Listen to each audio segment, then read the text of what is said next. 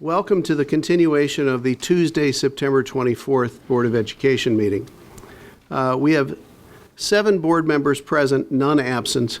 We have been in closed session since 6:30 this evening for the topics of discussions of negotiations, property acquisition, lease purchase, and the approval of the August 13th, August 28th, and September 10th closed session minutes. Next on our agenda, please join me in the Pledge of Allegiance. I pledge allegiance to the flag of the United States of America and to the republic for which it stands, one nation, under God, indivisible, with liberty and justice for all.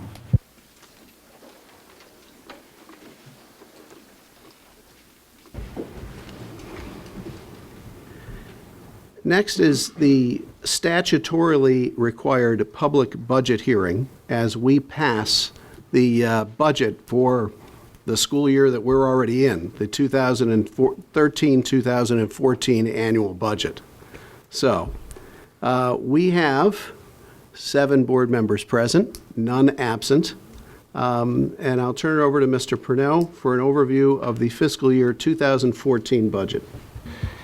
And I will turn it over to Chris Welton, who will do a short presentation on the overview of the 2014 budget.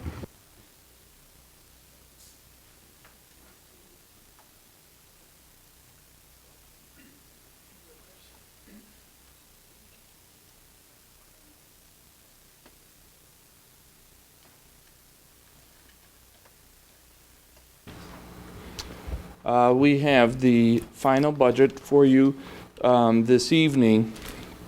The tentative budget was approved at the August 13th board meeting and was put on display August 14th. So it has been on display since that date. Since the tentative budget, we've had a few changes from the tentative budget to the final budget.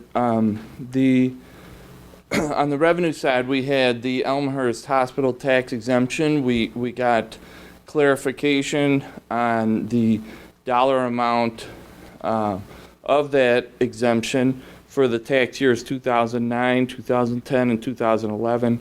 That amount is $3,126,480. We had originally budgeted at almost $3 million, $2,999,710.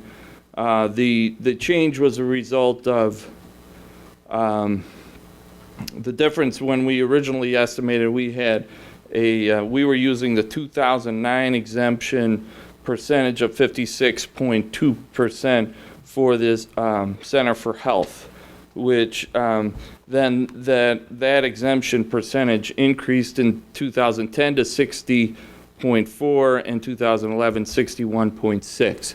So that resulted in the additional amount of that refund.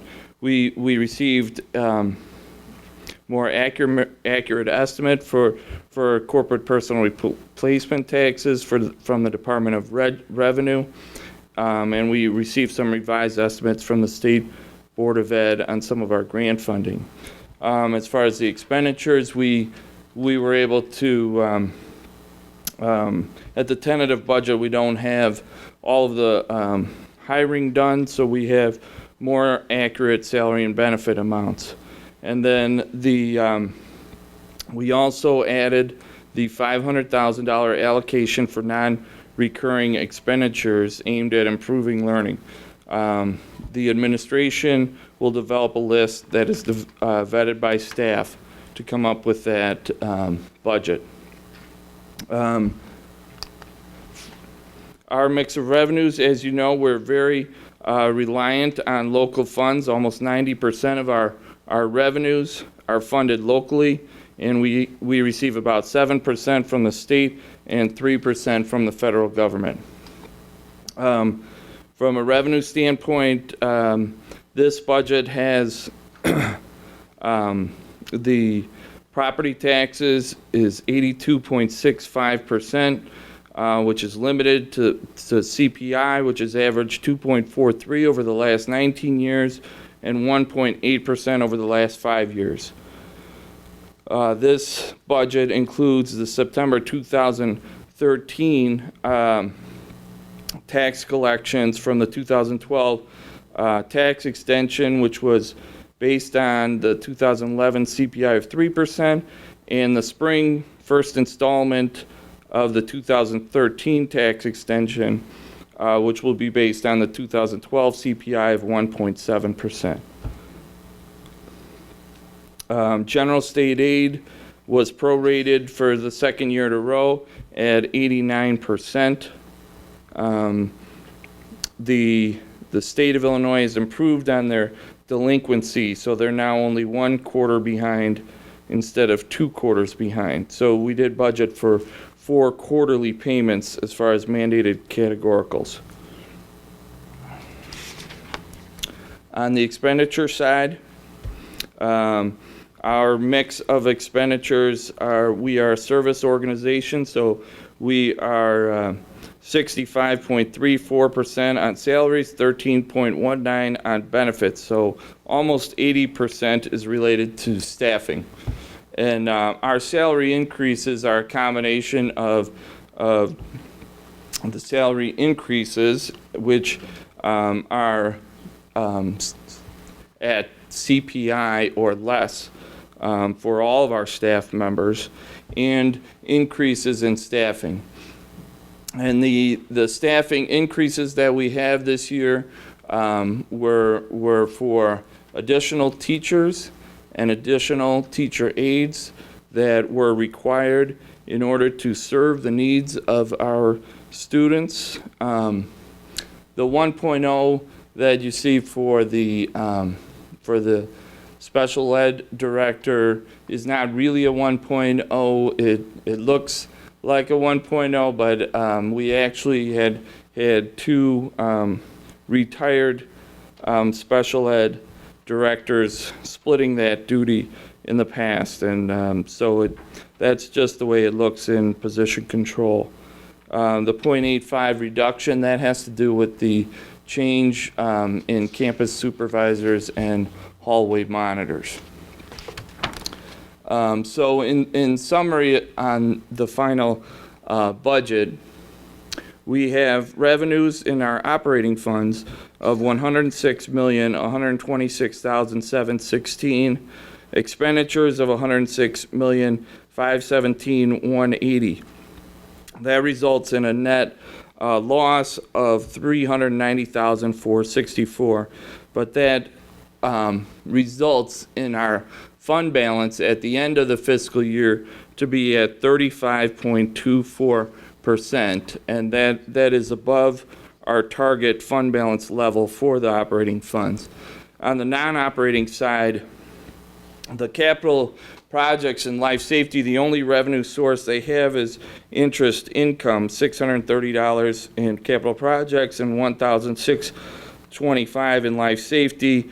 And we had the projects in those funds related to the pool. We had lockers at all 3 middle schools this summer, and we had bleachers at Bryan and Churchville. We also had our 10-year life safety study, which you'll be hearing about later. But the result in those 2 funds, we have a fund balance remaining at the end of 2014 of $1,526,333. The transportation fund ends the year with only 4% fund balance, and that fund is one that we're going to have to increase the levy because that fund gets down to a negative in the spring when it's April, May at our cash flow low point. This is just the structural deficit that the school district is in. The property taxes, again, limited to CPI. Interest income is minimal. State revenues are flat. Federal revenues are flat. On the expenditure side, are the needs of our students are outpacing our revenue streams.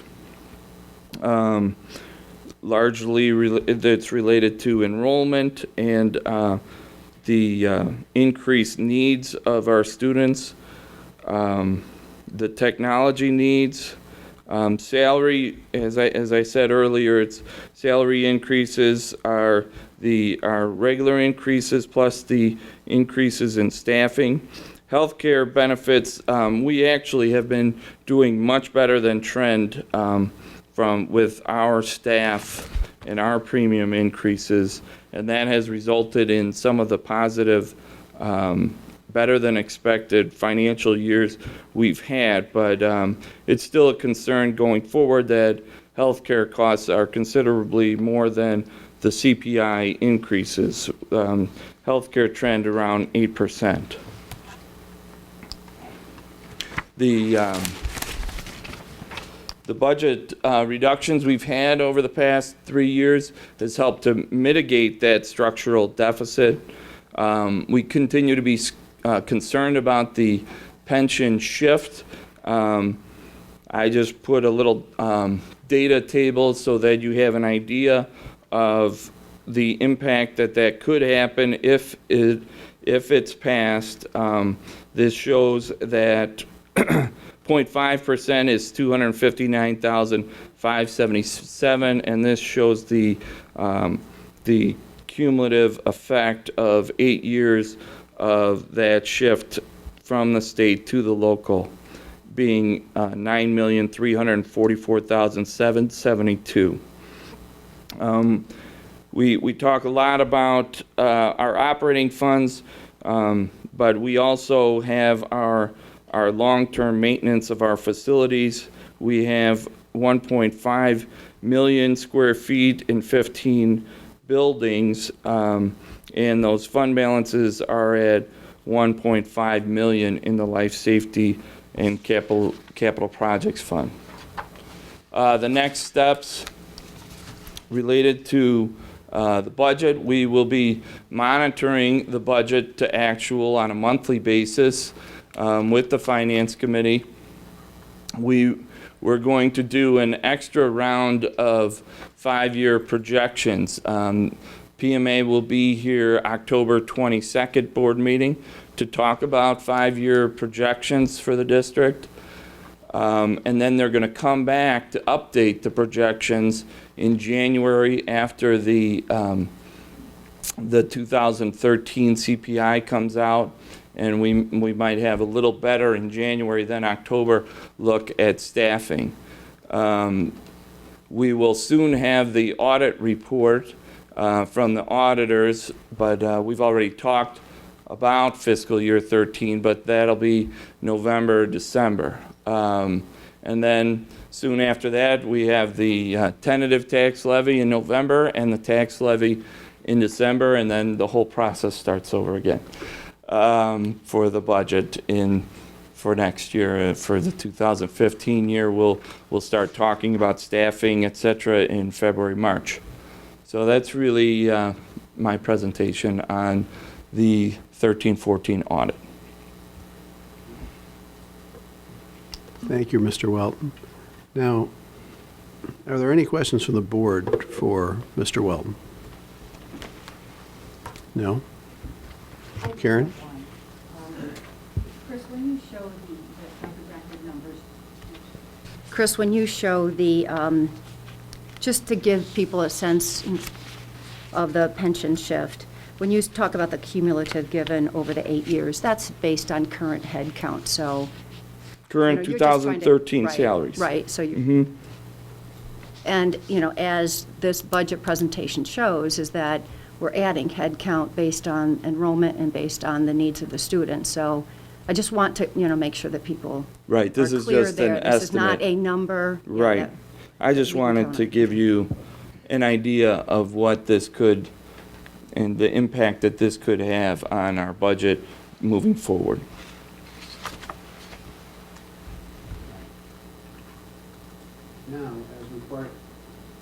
Now as required by Illinois law. I have no public comment cards for this section of the meeting, but is there anyone here that wishes to make a comment regarding the public budget hearing for the 2013-2014 annual budget?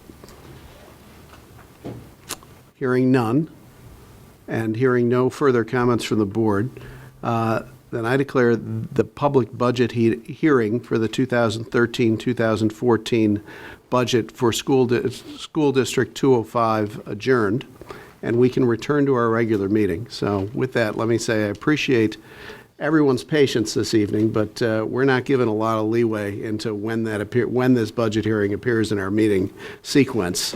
It's all determined for us in Springfield. With that, let me go to what is the best part of any school board meeting, and that is student recognition. Let me turn it over to Mr. Purnell. Yes, as Mr. Collins said, this is the best part of any board meeting, and tonight we are honoring students who represent leadership and scholar. And I think all of these students are certainly well deserving of the recognition. We're going to start tonight with the American Volleyball Coaches Association Team Academic Award, and I'm going to ask Ken Dowdy to come to the microphone. Ken is the coach of this volleyball team that, for the third year in a row, is being honored as one of 23 high school teams nationwide, 5 from Illinois, for not only their sportsmanship, their skill at volleyball, but also in the classroom. They are maintaining at least a 3.30 cumulative team grade point average on a 4-point scale. So what you have here is young men who have not only taken on the sport of volleyball, but are academically devoted to the classroom. With that, Mr. Dowdy. All right. I'll make this as brief as possible and not try to steal the thunder of the board member that's going to be speaking. I was asked by Mr. Washington Bush as I was at the girls volleyball game tonight, "Are you nervous?" I said, "I'm not nervous. I've done this 3 years." I said, "What I'm nervous about is the September when I don't appear up here, and that means we haven't made it." You know, it's usually in June that the applications go into the American Volleyball Coaches Association, and I have to tabulate our GPA, and you just never know. I mean, I see their cumulative GPAs, but I don't see their GPAs, and they require a year of GPA, not just the spring when they're playing, the fall and the winter and the spring. So you just never know, and we actually beat it. I mean, we were able to qualify quite easily again, and it's really a testament to these young men. When I took over the program 3 years ago, I was committed to excellence in the community, excellence on the court, and excellence in the classroom. And these boys do that, raising money for Relay for Life, for cancer research. They do it by holding middle school tournaments and being good community members, not only school community, but the community of Elmhurst. They do it on the court. Last year was particularly bitter. End of the season, we lost by 2 points in the regional final. And the way they've reacted really has impressed me in the fall. On Saturdays, the first Saturday of school year, I got a message from one of my players saying that they were at Barron's Park working in probably 90-degree weather, running hills, etc. And I thought, wow, that's the first time in 3 years I've had players do that without me requesting.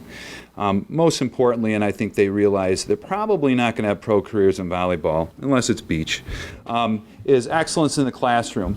And it really makes it easier for me as a coach to coach and worry about what's going on the court when I don't have to worry about what's going on in the classroom. And these young men performed fantastically last year. That program, freshman to senior, not once, and I've never had this happen, not once did I get a warning from the athletic department that a player was in the D or the F range. And I thought, wow, not once, not at any level, and that was very impressive. We have 3 players that are not here because they're at college. Anthony Cano, who was a captain last year, Connor O'Ryan, who was a captain last year, and Carl Severino. The players we have here today are Jason Bowles. You can kind of wave to the crowd if you want, Jay. Joe Duda, Adrian Guzman, captain last year, Sebastian Guzman, Bobby Christinger, Sean Lyons, Mike Pasternak, Kevin Peranto, Steve Schmuel, Evan Wendell, and Tim Worley. So thank you guys for your hard work.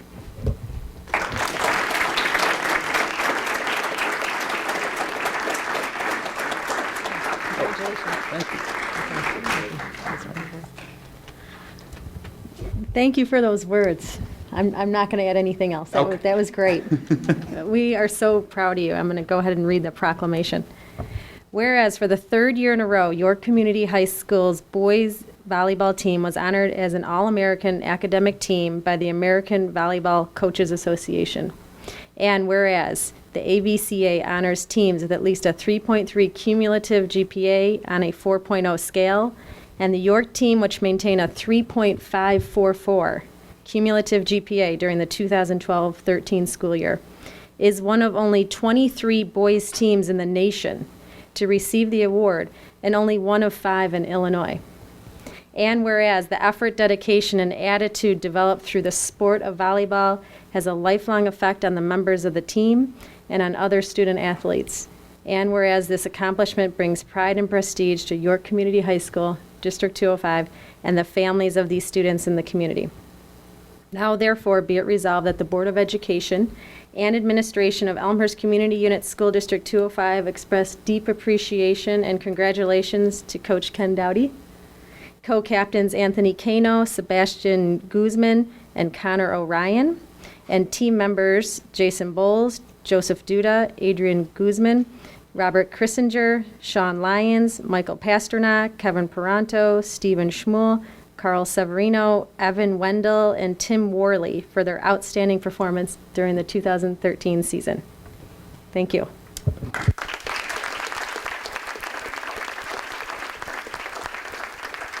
Can I just chime in from back here just to say something to Mr. Dowdy? Ken, the first year you showed up, I thought this was just great. The second year you showed up, I was very, very impressed.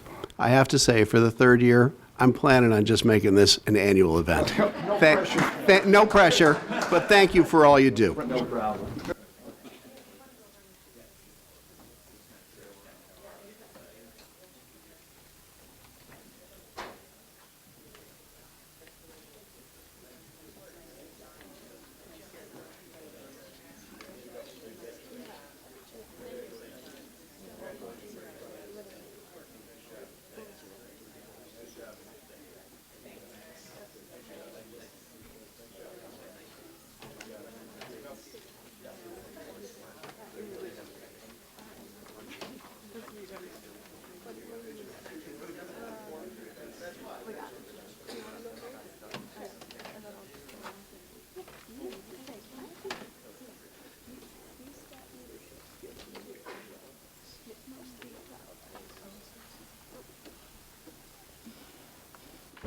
Just one final comment. As I was sitting here listening to this, I know you didn't go to the state championship, but you know what? This is as impressive, if not more impressive, for the volleyball team. And wouldn't it be great if we decided these championships at the high school level by a combination of GPA and win-losses on the field? Just a thought.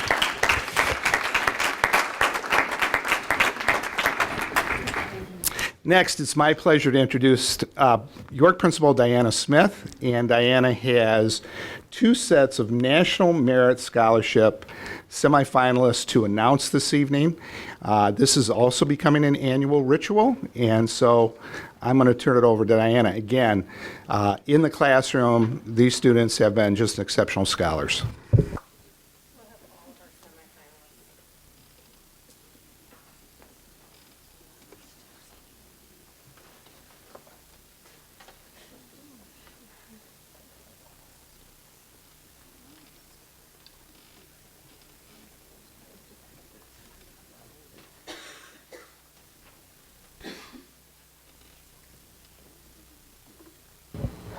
Good evening. Is that my timer right there? The 3 minutes, yeah? It is running. No. Thank you so much. It's always such a pleasure and honor to be here to introduce these amazing students to you if you don't already know them. As I think you're all aware, every year 1.5 million high school juniors take the qualifying PSAT exam. It's designed to measure the mathematical and verbal knowledge of our students. This year's juniors will actually be taking it on October 16th.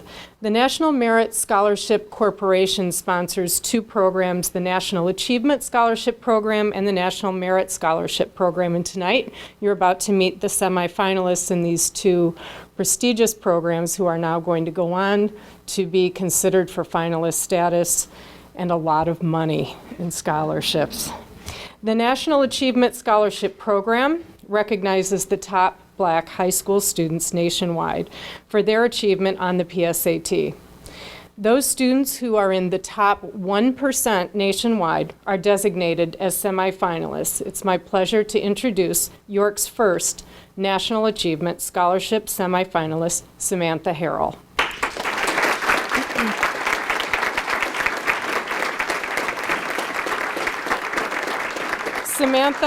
Samantha is the daughter of Terry and Dr. Margaret Harrell. Her sister Alex is a recent graduate of York and is attending college.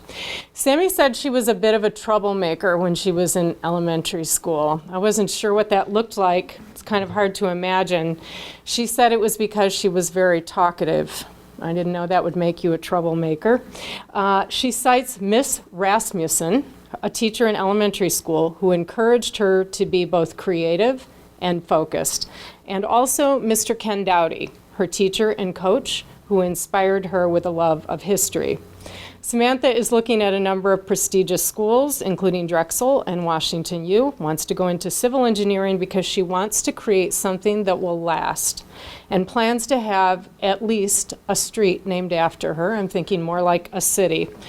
She loves to bake in her spare time, and so she loves to eat what she bakes, which I respect. This is Samantha Harrell. Congratulations.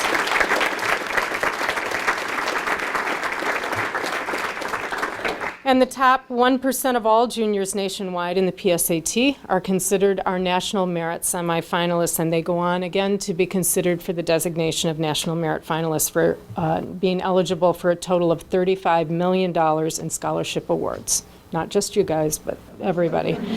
This year, we're proud to introduce our 7 semifinalists. First, to start, and if you'd wave when I read your name, Matthew Bindeman. Matthew is the son of Michelle and Bruce, who are here tonight. He has a sister, Wendy, and a brother, Michael. He attended Jefferson and Bryan Middle School. He's a water polo player at York, enjoys video games in his spare time, although I don't know when he has any. He will study at Purdue or at the University of Michigan in nuclear engineering, and he is going to pursue a career working in, he thinks, perhaps a power plant or in a hospital as a nuclear engineer. This is Matthew Bindeman.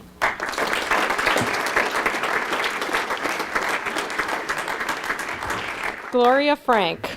Gloria is the daughter of Carol and Larry. She has 3 younger brothers, Andrew at Churchville and twins Evan and Justin at Emerson. Just as Gloria graduates, one brother will move on here and the younger 2 will transition over to Churchville. She's an avid reader. I loved hearing this about her. She was inspired to be originally an architect by Annabeth Chase, who I learned is one of the characters in the Percy Jackson book series, a protagonist who is extremely intelligent and fascinated with architecture. But over the last few years, she's become even more interested in engineering. I think she's surrounded by engineers in her own family. And she decided that she wants to work alongside architects, but as an engineer, because in her words, she likes to work to make things work. She hopes to study civil engineering at the University of Illinois, again, the alma mater for a number of the people in her family. She cites Michelle Carlson, her AP European history teacher, and Max Schoenberg, her calculus teacher, as her inspiration. This is Gloria Frank.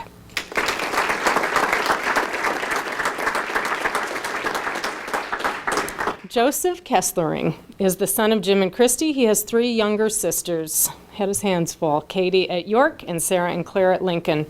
Joe attended Lincoln and Bryan. He was inspired by his 7th grade science teacher, Mr. Fowler, who I called earlier tonight. Joseph said that Mr. Fowler taught him that science is the greatest single thing you could possibly learn. His passion, his teacher's passion, ignited him in the same way. He hopes to attend Stanford, where he will study physics or astrophysics. Research is his area of interest. His schedule at York, I just thought you might like to know, includes, I don't want to embarrass you here, AP Bio, AP Calc, AP Physics, AP French, AP Chem, and AP Lit. In his spare time, he's teaching himself Japanese. He's an amazing young man. This is Joseph Kesslering.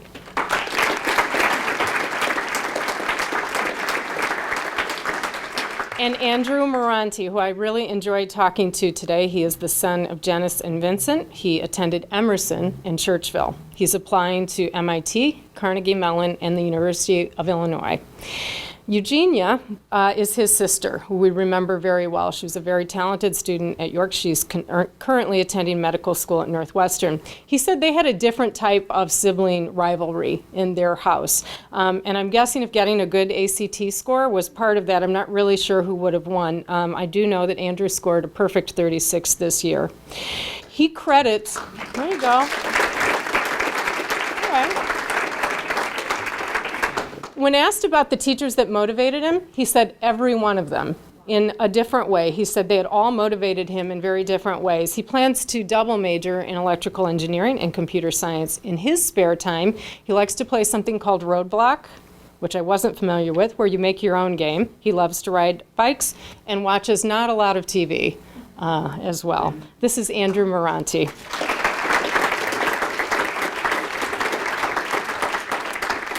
Matthew Niwara, you may recognize him. He is the son of Sherry and Jimmy, has a sister who's a sophomore at York. He attended Jefferson and Bryan. He is a very talented Spanish speaker, Spanish student. He was recognized at the state and national level for his language skills. He cites his Spanish teacher, Beth Lydolf, and also Max Schoenberg, his math teacher, as key mentors in his education. He's planning to attend the University of Illinois to perhaps study agricultural engineering and is interested in social and water resources. He loves to play the piano to relax, and you might even find him performing at Fitz's downtown from time to time. This is Matthew Nuara.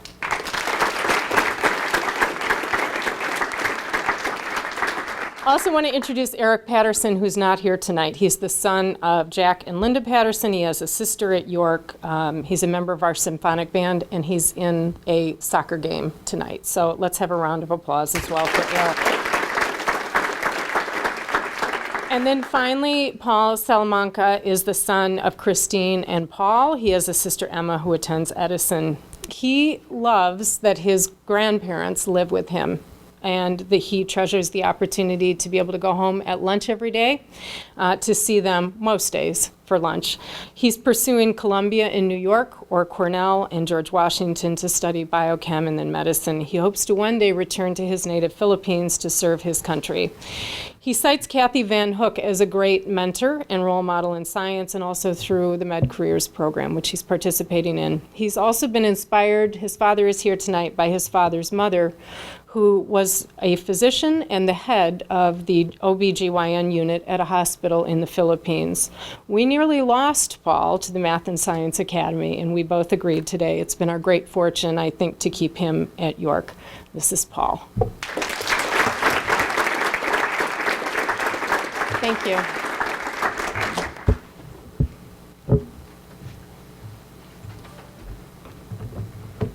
It is so impressive listening to your bios. Who says we don't have a good STEM program? Did you hear this? This is amazing. This is amazing. I get to read the proclamations for both.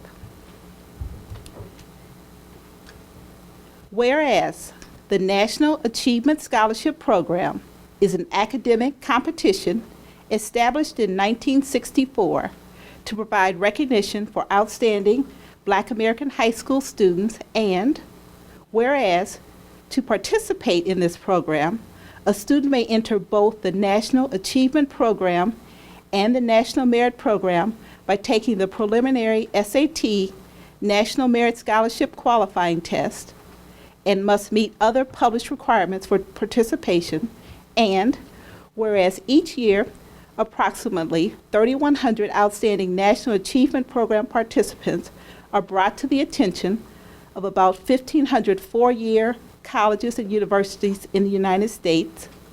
And whereas approximately 1,600 high-scoring participants in each year's National Achievement Scholarship Program are designated semifinalists and are the highest scoring program participants in the states that constitute each region. And whereas Samantha Harrell, York Community High School, class of 2014, qualified as the National Achievement Scholarship Program semifinalist in the 2014 competition. And whereas this accomplishment brings pride and prestige to the York Community High School District 205, the Harrell family, and the community. Now, therefore, be it resolved that the Board of Education and Administration of Elmhurst Community School District 205 express congratulations to Samantha for this outstanding achievement.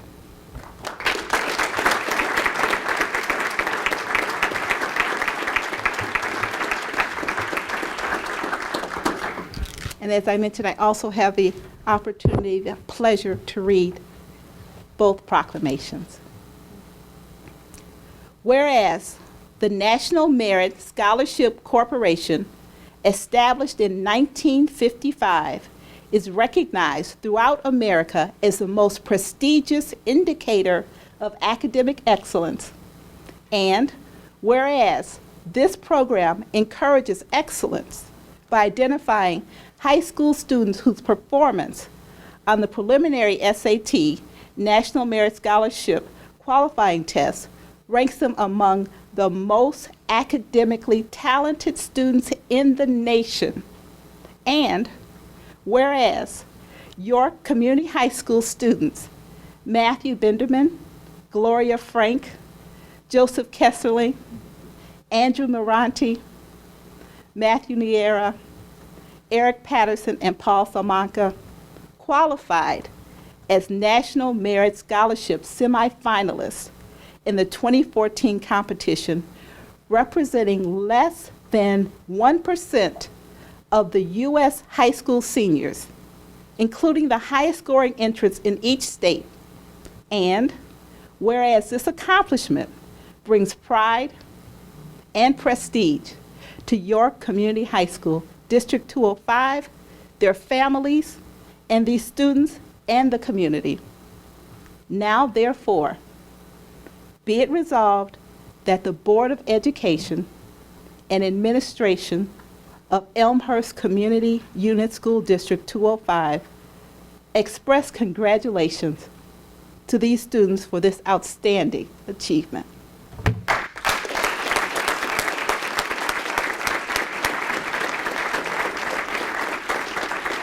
Now, I am going to ask if you might turn around and do a circle to shake everyone's hand.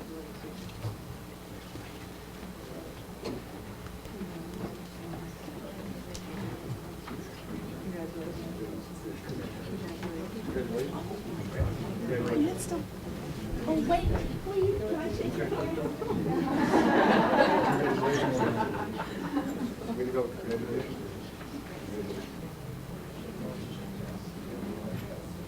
I just wanted to say to Samantha that the board, with everyone up here with kids in our schools, found it a prerequisite that we had to embarrass Samantha by having her mother read the proclamation tonight.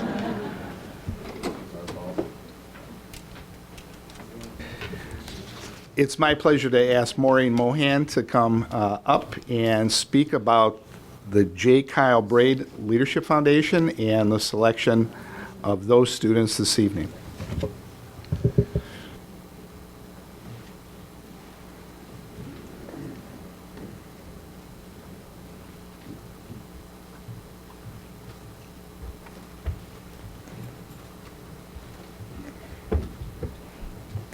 Well, thank you to the board and all the parents and students that came out here tonight. I'm Maureen Mohan. I'm a counselor at York High School, but also have the privilege of being the sponsor of the J. Kyle Braid program this year as well at York High School. So I'll just give you a little bit of background on the program, and then we'll also let the students speak and introduce themselves and tell you a little bit about what they took away from the ranch.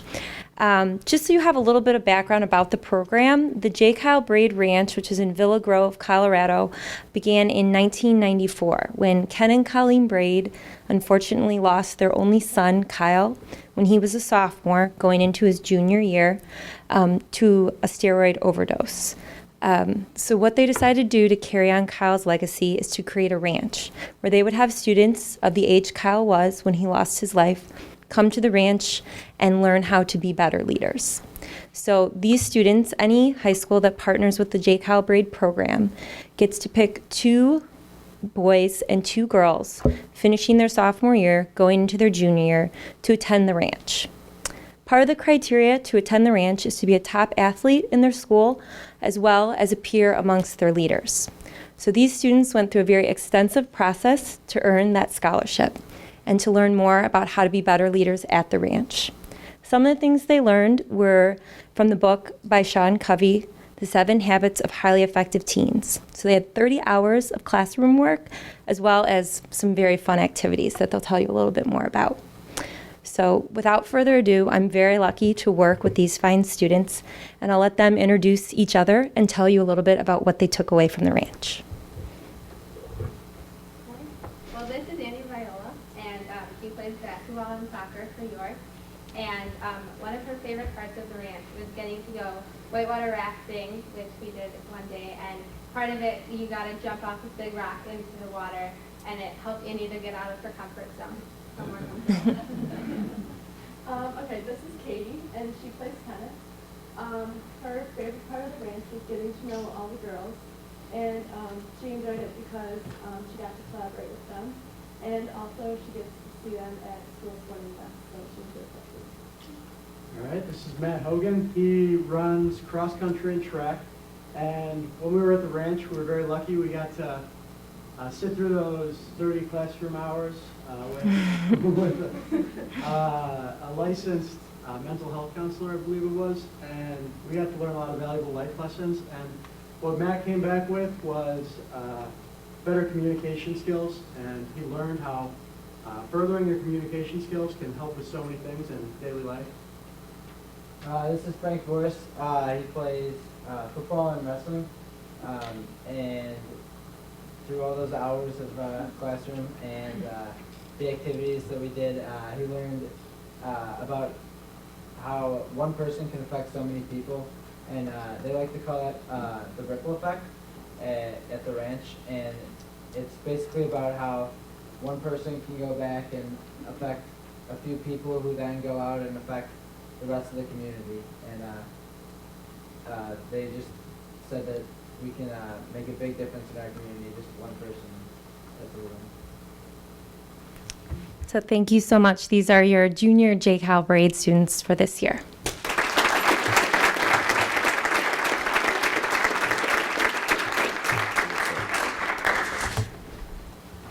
Okay.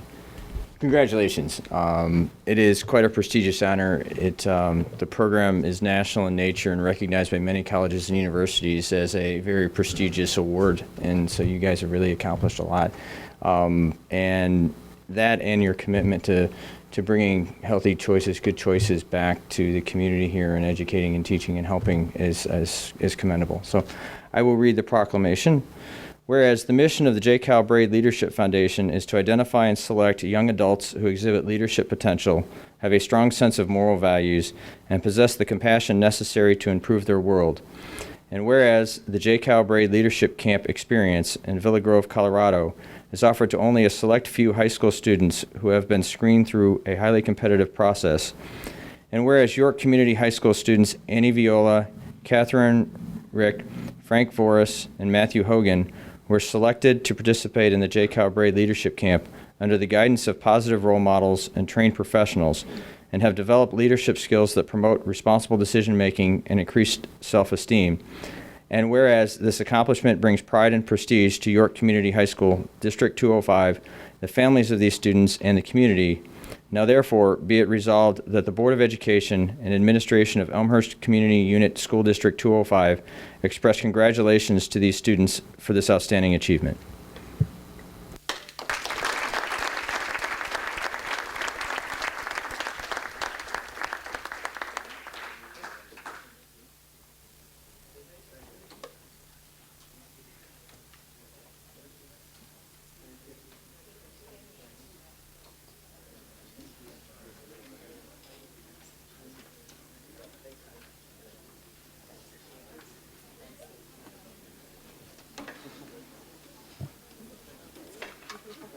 I just wanted to say to everyone in this room, particularly to all the students in the room, that the board, on behalf of the Board of Education, we are absolutely honored to have you spend part of your evening with us, because for a group of high-achieving students, in fact, I would say some of the highest achieving students in the nation, we thank you for spending your time with us, but we're going to take a short break to let you go home and finish some of that schoolwork.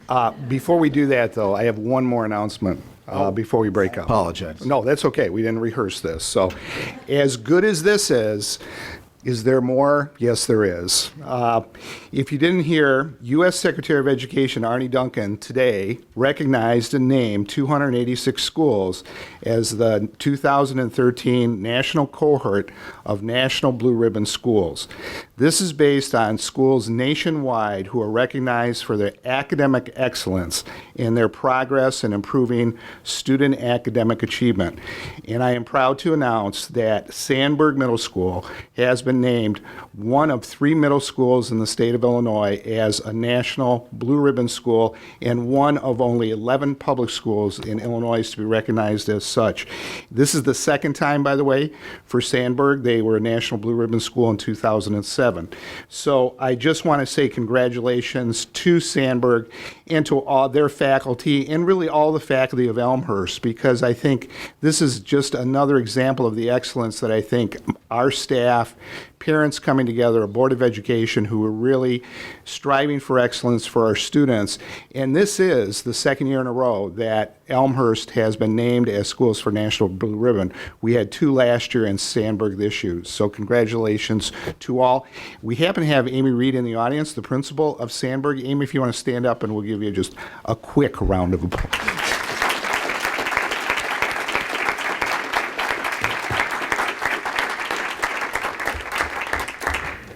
Okay, now you're released. All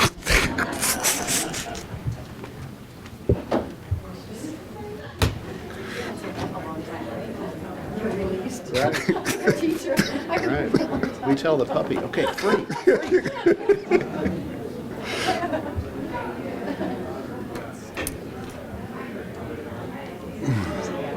Clear out now. Right. Then we'll be back to the normal crowd. Boy, the press is not even here anymore.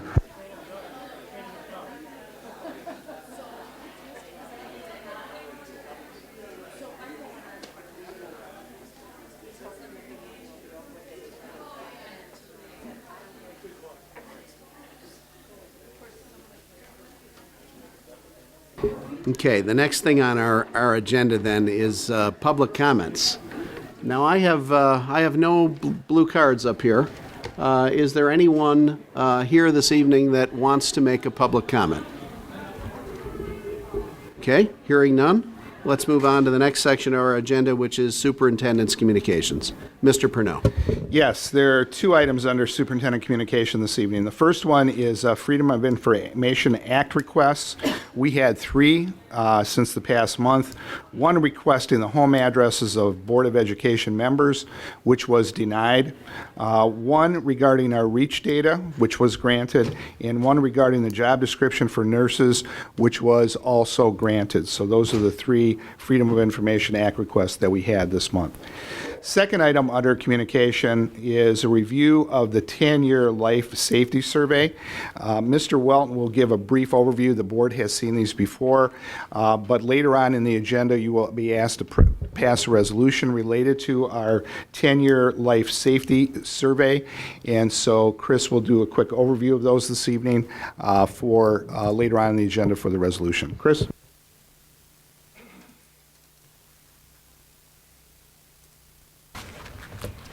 Surprised me here a little bit because Frank was planning to be here.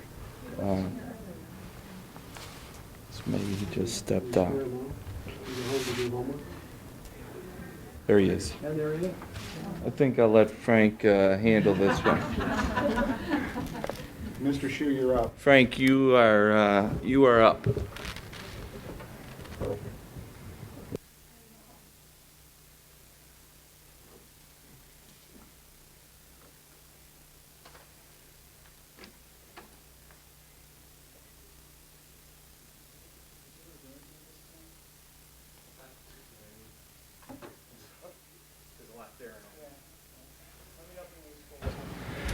All right, so what did I miss?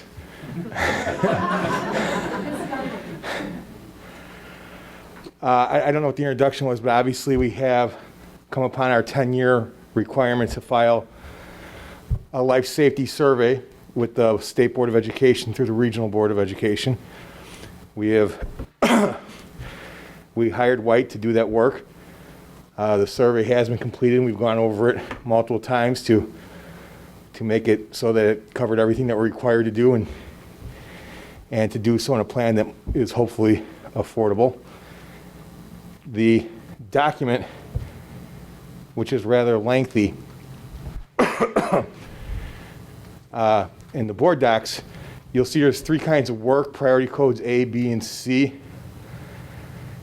A is work we're required to complete within a year of filing of the 10-year life safety.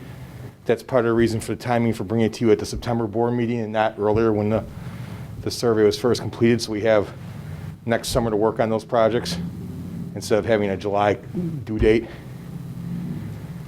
The priority code B work is required to be finished within 3 years, and priority code C is recommended but not with a timeline attached to it. Within there, and it doesn't show up in the report that you see, I've gone through this with the architect on multiple occasions when we've identified what work in there can be completed in-house and what work will require the needs of either capital or life safety expenditures to complete. The 10-year life safety, the 10-year capital needs survey that I presented to the Finance Subcommittee last month reflects all that spending that's required in this document within that plan. So that already shows up in the document that was presented earlier in the month, I guess it was, to the Finance Subcommittee. So in a nutshell, that's what's before us. It requires board approval for Mr. Pernod to be able to sign it and enter it on AWAS as a legal document for something that we'll move forward with. I guess any questions?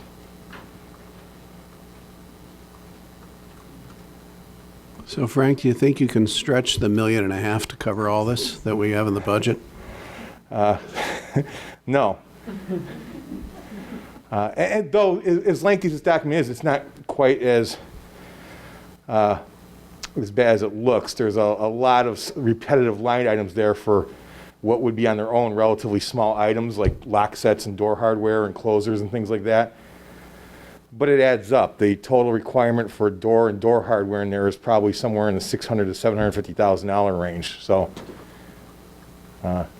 for the door requirements alone. So even the small items, when you have a large district, begin to add up.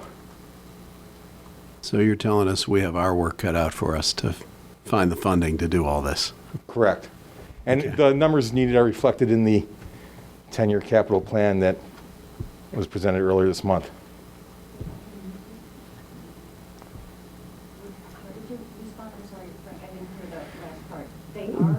Yes, everything in here, right. These numbers aren't new to us or to, it's just we're newly submitting it as an official document to the State Board of Education.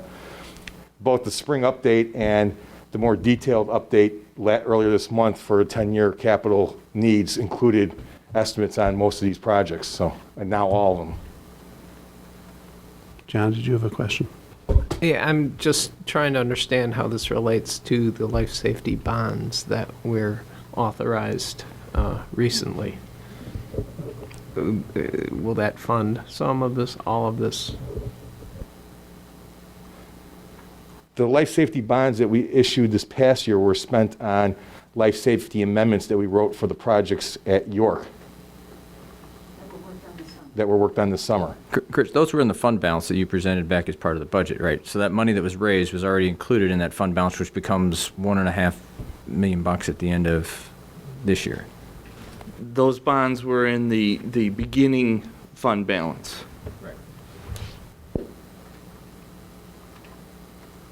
Go ahead. No, I also just wanted to point out that I know we've talked about the capital needs plan, and I just want to point out that that number was something like $20 million over the next 10 years. And that's a maintenance. And we'll talk a little bit later about kind of a facilities plan and kind of a view on a more strategic level. But just to give you a sense that what Frank's talking about and what is included is basically a maintenance budget. It is not in any way, adding square footage, changing the way classrooms are configured or anything like that. That's a baseline that we need. And I think the rule of thumb is about $1 a square foot, which equates to about $1.5 million a year, which would cover this along with a few other maintenance things. But that's kind of what the commercial world budgets for capital. And I think that, and we'll talk about this a little bit later, but in our budget process on the 5-year plan, we're going to start including that number in the plan, because keeping our facilities running is a real cost that we have to budget for. So, I guess one other thing I could explain real quick about life safety funding and selling of life safety bonds. The district can sell life safety bonds toward the completion of any of the work in this 10-year plan. Until the work in this plan is completed, we cannot issue life safety bonds for any other projects that we might identify. We're required legally to finish these first. Once the work in here is completed, you can then submit amendments for additional work outside there. The exception would be emergency work for something that came up that we did an emergency amendment for, but most lots of building envelope needs and all blacktop or needs and things like that cannot be an emergency life safety amendment. So just for a little clarification on funding.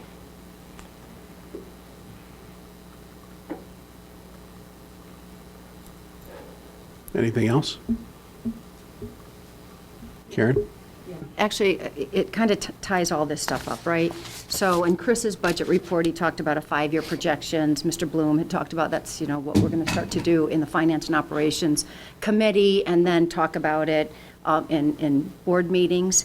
But in this life safety, to that point, Frank, we will have to look at not just the 1-year and 3-year, but all of these items that have to be accounted for, at what years do we need to do that in order to get more money and finish these projects, et cetera. And all that's going to be, our plan is to look at all that in that 5-year projection and look at funding as well as the projects and allocation, et cetera.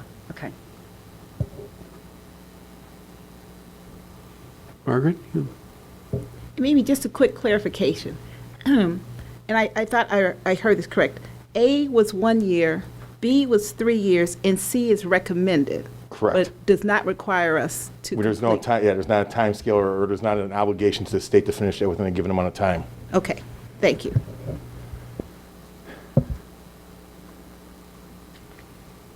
Anything else? Frank, thank you. Appreciate your coming.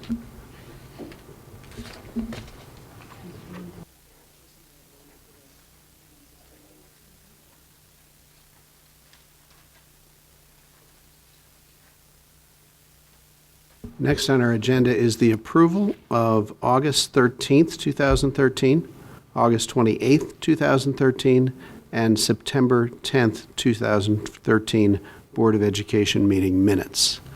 Are there any changes to the minutes as proposed?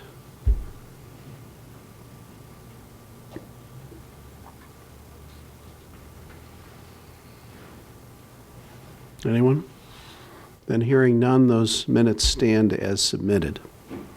Next is board committee reports. We've had 3 board committees meet since the last regular Board of Education meeting. So let's start out with curriculum and instruction. Shannon? Okay, thanks.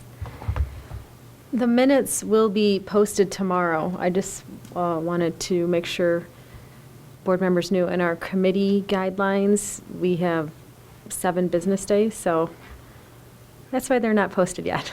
But tomorrow they'll be posted. Okay. The attachments are there on board docs, though, so if you had a chance to look at the attachments, I'll be discussing long-term budget planning. The last time I had a committee report at a board meeting, I talked about foundational planning of looking at curriculum beyond general operating curriculum costs. We're to the point where we need to plan out to 2019 beyond maintenance curriculum of what can take our district to the next level. And Charles Johns has put together long-term resource planning document. And it's just conceptual right now, and it's going to be iterative, not finalized at all. But we're starting to look at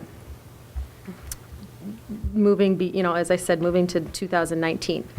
So the next step for that document is to prioritize, because there's a lot there. It's a lot of money. So we need to prioritize. So if there is extra money, not extra money, but if we start to invest in curriculum, we'll have a prioritized list of where we want to go. Next topic was unifying department document. This is another thing that the curriculum committee has been working on for a couple of months, talking about, and we want to talk more about curriculum at the board table. This is a first step towards that, of getting board members aligned to what our curriculum department is doing. So Charles presented a 1-page document that starts with our mission and vision, has 5 pillars underneath that: curriculum, instruction, assessment, leadership, and community and stakeholders. And then underneath those pillars are all the 6 areas of curriculum. So it's a snapshot of our curriculum department. And we need to talk about next steps of how to bring more curriculum discussion to the board table. But this is a start to get us on the same page. So please take a look at this on board docs, and discussions, we'll be having more discussions on this in the future. Next was, we talked about middle school science and STEM, our STEM program. And thanks for saying that about STEM at York. We have a very strong STEM program, and our goal is to get more kids involved in those classes at York. So one way to do that is with our NOVA devices that the District 205 Foundation raised funds for last year. And the reason this was on the agenda is we wanted to be prepared to talk to our District 205 Foundation about some of the curricular initiatives around STEM. Because this year at their Midnight Masquerade, they put out, let me just get this real quick. My update's a little long. We talked about a lot. Okay, so the District 205 Foundation, the Midnight Masquerade, what they put out in the papers on September 19th was they're providing support for STEM education in our middle schools, themes grants, and study skills academies. So they wanted ideas about what are next steps for STEM in the middle school. And at the curriculum and instruction meeting, we talked about continuing with the NOVA devices. It's only been a year. It's not enough time to really, it needs more time for professional development, more devices, and more student exposure. So we want to continue with the NOVA devices, and also Mediascape labs are another area for STEM in our middle schools. And those were the top 2. And then going beyond that would be Chromebooks to get to our one-to-one initiative in a few years. The last topic, KPIs. in the past couple of years, we've gotten a binder, a very thick binder of academic achievement, probably 50 to 100 pages. So this year, we have 9 KPIs that the board is reviewing. 5 of those are highlighted. And we're going to get a shorter packet, 12 pages, next month when we talk about our key performance indicators. So it's going to be a scaled down version of what we've gotten before to talk about at the board table. So it'll be our top 9 key performance indicators that we'll be reviewing. I think the committee thought that was a good way to go instead of trying to address a 50 to 100 page document. Though that is the board's key focus. And that's it. Okay, any questions for Shannon? John? I'm not sure how to, whether some of this was a mistake or because it's not ready, it's below the line, but some of these documents that we looked at the committee are in the administrative content section, which I don't think are available to the public who wants to follow along with this. It's unfortunate that the minutes aren't ready yet, but I think this unifying document, I think, even though it's very diagrammatic and so forth, would be something that would be shared. And I think there are a number of documents that were provided for a really good discussion in the committee. It would be really good if we could move some of those above the line, move them into the public comment. And I don't know if we can do that after the fact. I mean, it is a posted agenda that we completed the meeting, but if we could move a number of those things, it would help bring a little bit color and depth to the things that you're telling the rest of the board. So, Dr. John's is shaking his head yes over there. Okay. So. Yeah, that's good. We just have traditionally not released that until the minutes are placed, but we can certainly do that. There's no intention to hide the minutes from the public. No, I know that. And your policy does say 7 days to post the minutes. So, if the board wants to entertain a shorter timeline, that's up to the board, but sometimes 7 days is what we do. But we can certainly do the supporting documents. The only thing, it'll be out of context without the minutes. Well, for this one, it's obviously, a good idea to publish the minutes with it together since there's only 1 day difference. But for people who want to scan these agendas and get a sense of what's going on, I think it might be a good idea to move some of these things above the line where they're open to the public. And, I know some things when they're in a draft form, you don't want to put them out there, but, when until you've had some discussion about them. But, for instance, I thought this was just a great discussion. It was a great thing. But I guess in this case, it can wait until after the publication of the minutes. Margaret? This is a question about the middle school STEM. And I think you mentioned 2 items. Well, you mentioned 3. You mentioned the Nova devices, the Mediascape, and the Chromebooks. This is a question.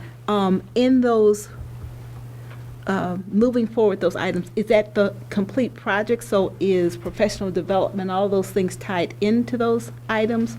Or is it just the purchase of that technology? At this point, we would certainly include the professional development. We're still building out that piece. We've assembled a list of the probes and some of the ancillary items that should go with the Novas to increase their utilization going forward. So figuring out that the costing for PD, professional development, still needs to come yet. We're waiting for a few phone calls to come back, but we have a preliminary budget that we just got after the meeting from last week that we're moving forward with. And the other thing, too, with the Nova devices was the teachers completed a survey, and one of the feedback items was professional development is needed. So from those survey results, looking at the pros and the cons of the first year, Charles's group will come up with a plan for this coming year of how to make this project more successful in the second year. So there was a survey done. Charles, is that on the, loaded onto board docs? I'm sure it's on the administrative side, or I'm confident it is, but I obviously can be wrong. Well, I think that's part of what John's talking out is maybe it's still in administration? Okay, so that will all, we can move it to public tomorrow? Okay. Thank you. Just so I'm clear, just for clarification. So the board wants us to release all documents minus the minutes immediately after the committee meetings. No, I didn't. Well, I that's thought what they would I stay heard. together. That's why I wanted to clarify. I think it makes a ton more sense to just keep them together. I mean, John, I realize that getting them out to have public access as quickly as possible is great, but I think that'd be certainly more meaningful within the context of the minutes of the discussion that was had. We had a discussion about a draft, and I think if a person had showed up at the meeting, if anyone showed up at our meeting, we would have handed them a copy, and they would have, got a lot more out of that discussion. And so I just, as I say, for certain documents, it makes sense. It's draft. You want to make sure you have your discussion. You want to, get some input on it first before you, release a document publicly. But in the case of this this departmental, foundation document that I thought was a great thing, and I just wanted to have it out there for the people who can't come to our meetings to have a discussion. Now, that's not to say it's all or nothing. Everything's out or everything's, below the line when stuff isn't ready. Yeah, it makes sense not to put it out there until it's ready. So I'm just trying to, share a little bit more with the public. This is a unique situation in that the minutes didn't come out. When the minutes come out, do we attach everything? We do. So, okay. So this is just an unfortunate happenstance on this one. So, Well, here's the other thing you could do. You could hold on this committee report and make sure the committee report to the board is not discussed until the minutes are out there. So in this case, we would have held this committee report until the next board meeting. Minutes would have been published, and then the board could talk about it. So that'd be the other way you could go. and then we'd forgot about things that happened because it was last week. And that's a long time.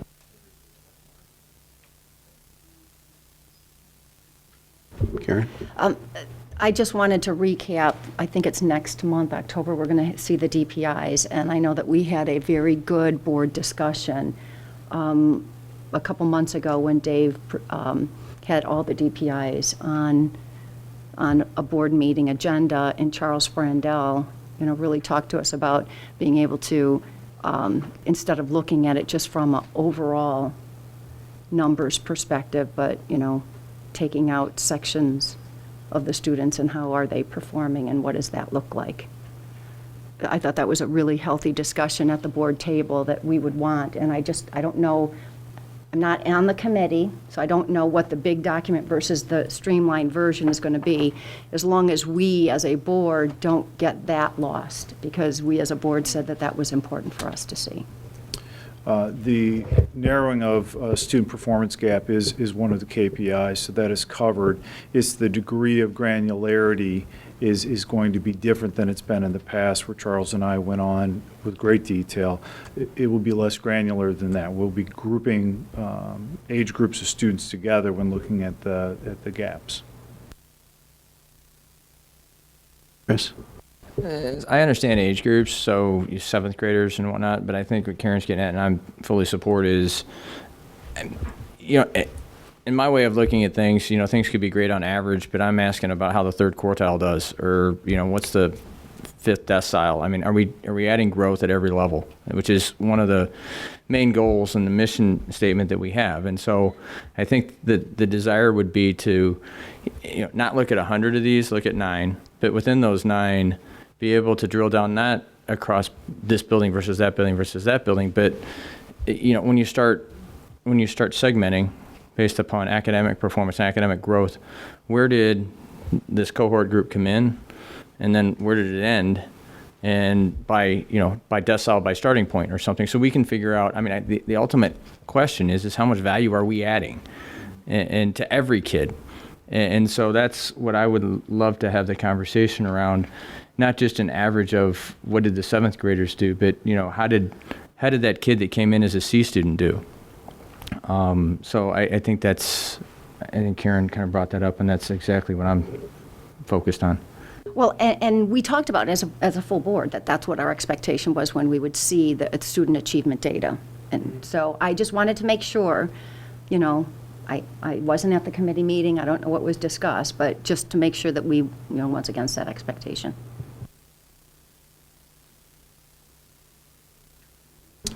We really aren't equipped to give you decile level analysis. We don't have the tools in the district to go down that path.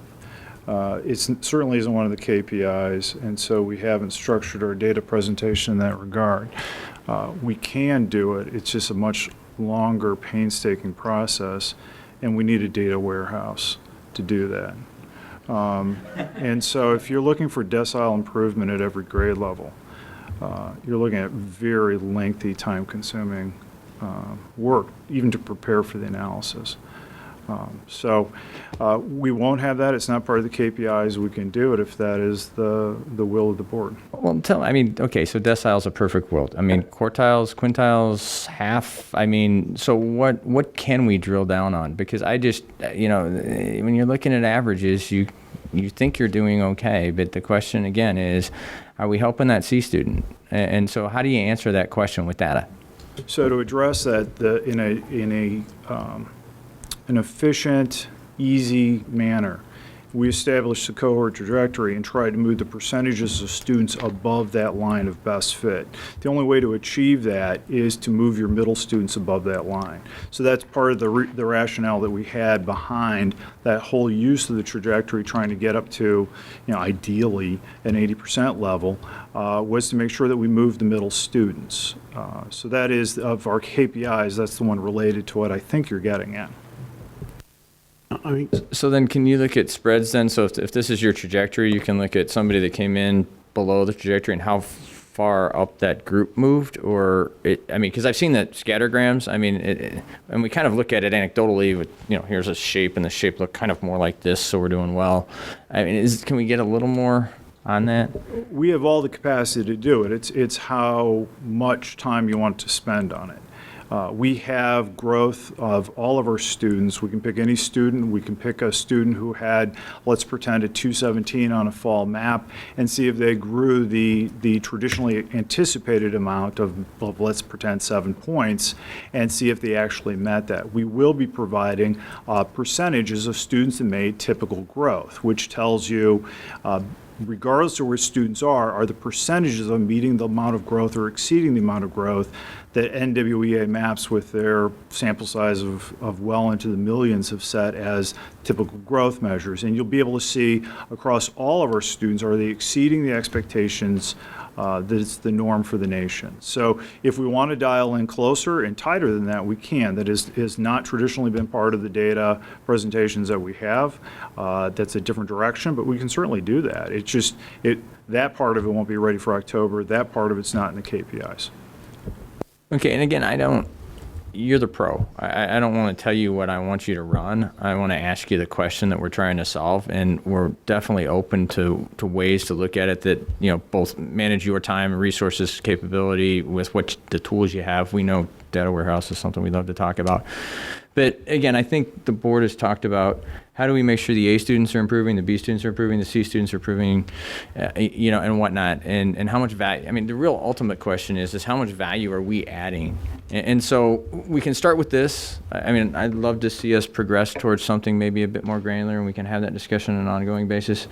But I just want to make sure that we're not losing, you know, kids through the cracks because we're looking at averages. That's all I'm. And I guess to give you some reassurance that there are multiple systems throughout the district at every school, at every grade level, to make sure that we're not losing students through the cracks. That's part of our triannual building data reviews. That's part of the teams that are taking place on a regular basis at the elementary, middle school, and high school level, is systems that aren't really just reporting on data, but are acting on data. And so our emphasis is really on taking action, less than collecting it for a reporting process, which is why we use the KPIs as a very simplified 30,000-foot view of how our performance is in the district. So in terms of the outcome of it all, we do it on an action level. We haven't done it at an evaluation, a program evaluation. No, we do it on a program evaluation, but at a 30,000-foot view type of it's not part of our KPI. Would it be fair to say, the consensus of the board, that Dr. Johns, I think you have a picture of what the ultimate would be. Now, we get it, that we do not have the technological capabilities to produce that in a reasonable amount of time and effort. But you get the gist of what we're looking for. Can we just agree that within the administration spending a reasonable amount of time and effort, that they give us the best that they possibly can, until we provide them with the technological capabilities to provide us with more? They just have to work within what they've got. Is that reasonable? It is. It is. And if we have the conversations to say, how do we get to where we need to be to ensure, that we're growing everyone? I think that's transparency. Margaret? Yeah, one of the things that I heard that I think will, and it's difficult to talk about something in concept without actually having it in front of us, but one of the things that I think that will help us understand how all of our students are doing, the A's, the B's, the C's, and those who aren't making C's yet, is, I think you mentioned the percentage of students who made the typical growth. And I'm assuming that percentage is of the entire population. So whether they got A's or whether they didn't get A's, whether they got C's or D's. So all of that population, we're going to see how many of those students made the typical expected growth. Is that a correct statement? It's partially correct. We're not using letter grades as our indicator, but yes. We're using the MAP data, which is more objective. But yes, our target is to exceed 50% and continue to grow. You'll see it in many of our grade levels we're in the 60%. So that very strong, positive movement in terms of value-added gains for our students. Okay, so we'll have target and actual of what? Yeah, the expected, dealing with probabilities, the expected would be 50% growth, and so we want to get as far beyond on the positive side of expectation. Okay. Becky. Anything else? Okay. And Shannon, that completes your report? Okay. Next is Board Improvement Committee. If you'd like to, you're welcome to do so. Go ahead. All right, so just to update the rest of the board meeting minutes are published and online. We first began with community engagement and legislative engagement. So with respect to community engagement, we talked about several different items, one of which was a PTA Council annual community forum. And Emily Bastido attended our committee meeting to share with us the PTA Council's feedback and suggested ideas, of which we talked about at our last board meeting. The PTA Council has said that they feel as though there's a lot of opportunity for community to hear from the administration. Dave has 8 coffees throughout the year in various parts of town, and so they really wanted to hear from the board members. So Emily shared with us what the PTA Council was thinking, and then we talked about presenting our community presentation, having breakout sessions that are based on our committees, and having a question or two that we pose to the community and get their input. So that's what was discussed at the Board Improvement Committee meeting on September 9th. I believe that Ms. Bastido is going to be bringing that topic up again to give us an update since then during our board communications. Okay. In fact, just for matter of time and efficiency, why don't we just discuss that right now?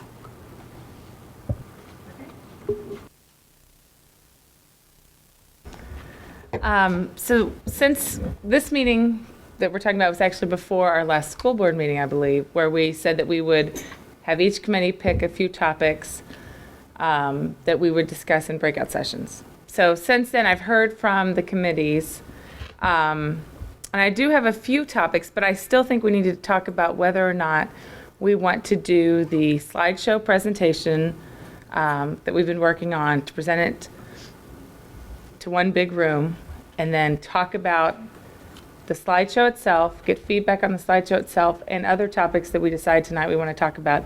Or if, so I'm saying stay in one big room to talk about that, or break into smaller rooms, maybe divided by committees, and have smaller discussions. Now, I think some of it depends on if 20 people show up or if 100 people show up. But tonight, I really think we need to finalize exactly what the format is. And I've been working with Karen Sizowski from the PTA Council, who's generous enough to sponsor this event, but they said it really is up to us, because we're going to be the ones up there answering the questions. So I kind of wanted feedback from you guys. Do you want me to talk about some of the ideas that came out of the committees? Advertising, we talked about last night at the policy committee, just because that's been a discussion about a lot of other districts, and Ellen Walsh was going to find out our comparable districts, how they advertise, what their policies are in advertising. But right now, we said that our policy manual does allow advertising at the recommendation of the superintendent and the approval of the board. So it wouldn't require a policy change, but we kind of wanted to hear from people. There are a lot of questions about where would we advertise, what would we advertise, what would we limit it to? So there'd be a lot of questions. We thought that might be a good community discussion. Also, I think that's a good topic because at the end of the slideshow, I think there's going to be a lot of questions about how do we increase revenues. The other things I had were grade level centers. Obviously, we've mentioned that several times, both at the grade school level and middle school, kind of get feedback on that. Technology donations and equity and professional development. That's come up in some of the committee meetings and also with the District 205 Foundation. Just about when technology donations are made to grade schools, how we handle those, how we handle professional development, how we encourage professional development, and also how we make sure that there's equity in all of the different schools in the district. Margaret mentioned the unifying department document. That might be something we want to discuss. And I thought from the ELL forum where we had the little gadgets, where we asked questions after, the bulk of the forum, and people could push a button, and then you could see the answers, the responses immediately. We could ask questions for feedback on the slideshow, kind of your overall opinion. Was it favorable, unfavorable? We'd have to come up with a list of questions, but that is also an option because Malia, although she made clear this is not her department, said she thinks that we own those devices, and it's something, Dave Smith would probably know more about it, that would be pretty easy to set up for the meeting. So anyway, is that an option, Dave? Do you know if we wanted that? Mm-hmm. Yeah. Okay. That's fine. So it's not like we have to rent those. We own those? Yes. Okay. Good. So Emily, review for me. We're going to start off, the plan for the community forum is starting off with our presentation to the community. The slideshow, yes. Okay, and then breaking out into subgroups by topic. And what are those, do we have a consensus as to what those topics are going to be? No. That's what we need to decide. Let's form some consensus on that then right now. Karen. The only item that I thought was discussed at the board level was DPIs, but I don't know. You mean? Have a discussion about what the board has chosen as DPIs? Yeah, to get the community feedback, I thought. I don't know. That was just one other idea that somebody told me. Since I'll add it it's to my sitting in the list. Performance Management Committee. Oh, first of all, how many of these? How many do you have? How many sessions, separate sessions, are we going to have? 4, 3? We would have 3. If we do decide to break out, now we don't have to do that, Okay. but yeah, there'd be 3. So we need 3 topics. Yes. Okay. Well, the other option is just to break into 3 groups to create a smaller, atmosphere that would be more conducive to back and forth. And you don't have just one topic you can talk about. You could mention whatever 2 or 3 we decide tonight. You could talk about all of them, but it would just be in a smaller group setting if we thought that would, be more comfortable for the back and Okay. forth. All right, but we need to decide upon Right, we do need to 3 decide on what we're going to topics. talk about. And what we feel comfortable talking about, because it came up that there were a lot of things that we want feedback on from the community, but we wouldn't feel comfortable talking about them without the administrators there. So Okay. it has to be something that we really want feedback on from the community and that we're comfortable talking about on our own, because it is just going to be the board and the community at this All right. event. One of those topics was advertising. Do we have consensus that we talk about advertising. Currently, we do none. Other school districts do more than we do. And the sticky part is what, how, when, and that's where the community values comes in. So we need some feedback from the community on that. All right? What else is on our list, Emily? Technology donations, equity, and professional development. That was all one. Okay. Do you want to maybe read through them all? Yeah, read through them all. Here's,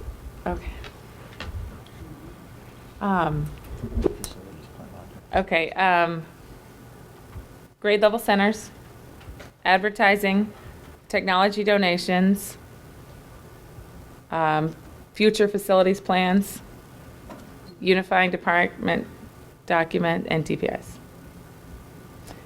Oh, no. Those two, which is the curriculum. Right. Again, You don't feel comfortable? well, it's tough to, we already have our DPIs in place. It's not. Oh, My understanding was items that we talk about are future, what does the community think about this before we move in a certain direction? Right. We want to understand our community values and aspirations. We're going to, so that's just my thought on the DPIs. And the curriculum document, it's tough to talk about that if the administrators aren't there. But, I really like the document. Yeah. And that was what we brought up from the curriculum. We didn't feel comfortable talking about. Chris, And go that's- ahead. Oh, I'm sorry. Margaret, go ahead. And that's fair. And I brought up this unifying department document. Part is a segue to what John talked about a little before. He mentioned about really liking this document and getting it out there. And since we didn't have the opportunity to have a discussion with a copy of it in people's hands, then maybe that would be one way where it could be in people's hands. Not that we're saying we're just trying to get feedback. So more knowledge, information on what this document is and where we're going versus the details. So that was the idea behind that. Not committed to it, but it was an idea for community discussion.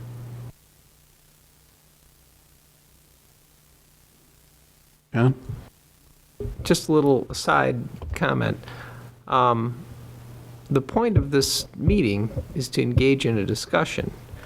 Our primary data collection tool, I think, was the Harris poll, which provided a lot of quantitative things. So I just saying whatever topics we decide, we should keep this as a focus group, as a discussion, as an exchange of ideas.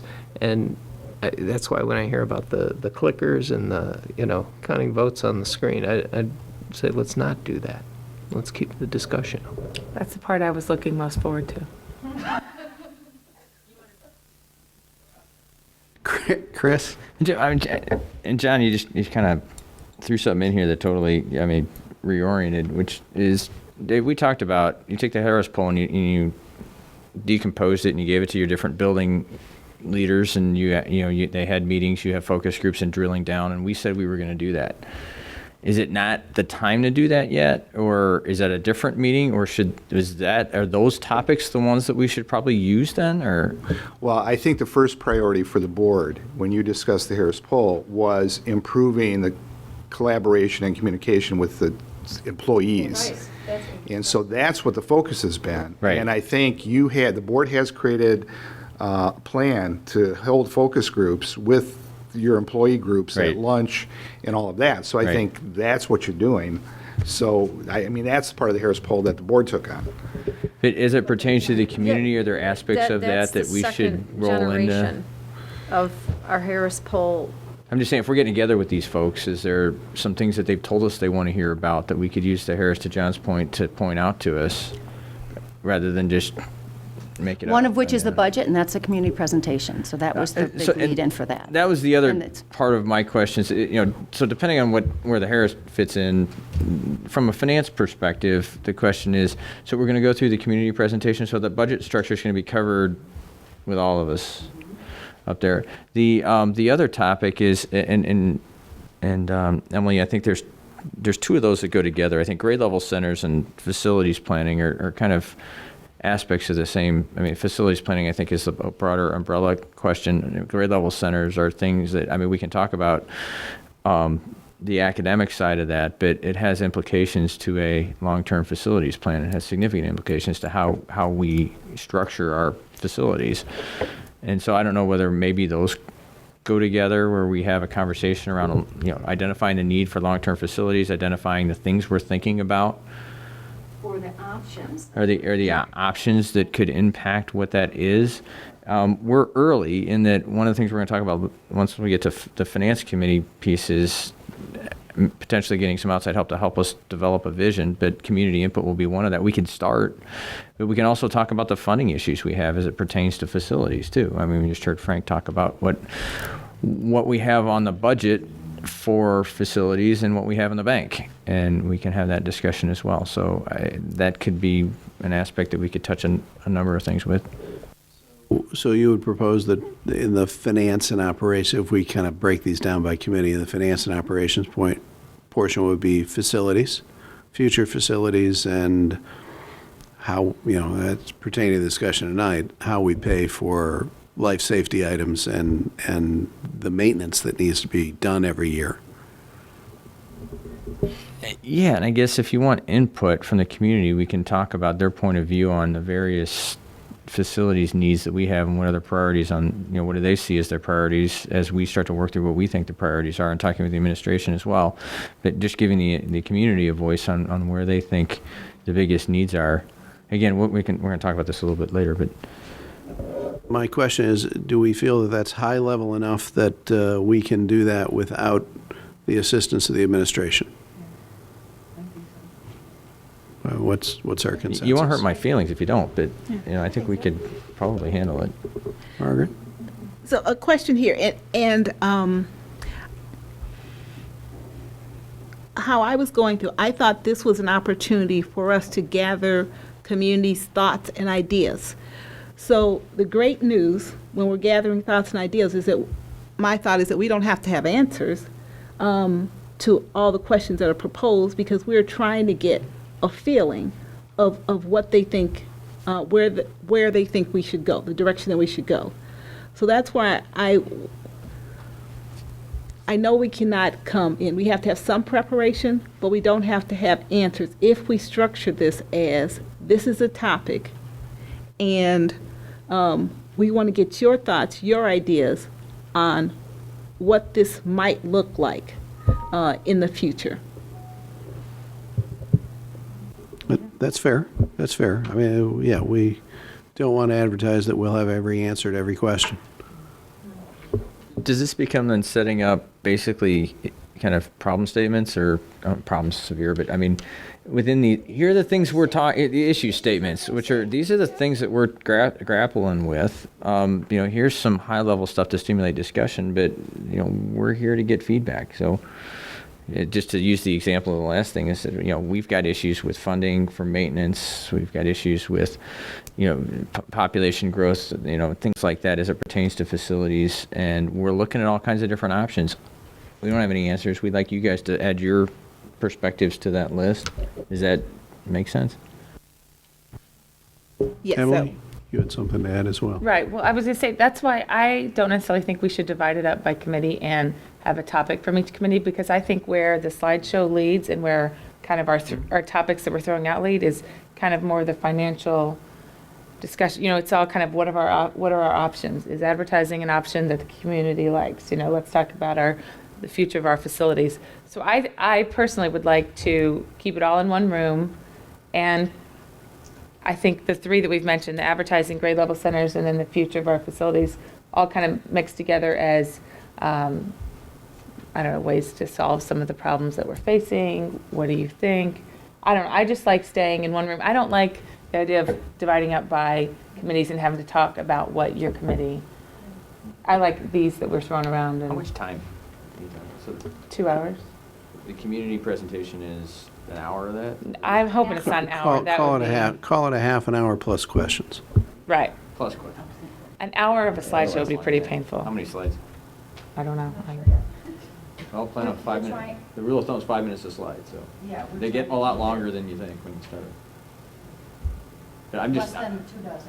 I'm just thinking that when you get to the end of this, you're gonna, if you try to divide it into two small chunks, you're gonna end up with 20 minutes to do something and 20 minutes to do this, and by the time you get And- settled. And that's the challenge with keeping the whole group together, depending upon how big that group is that shows up that night.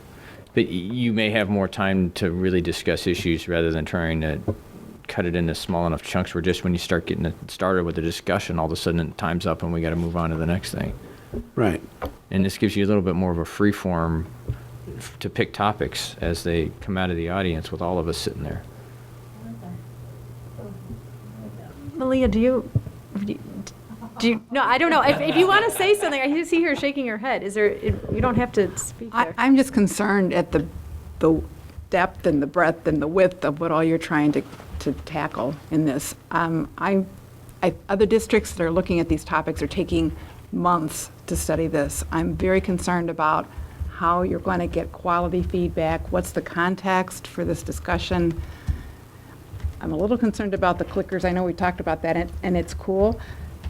But the one thing I worry about, will people think they're voting for something? Are they voting for something? And then no, they won't be.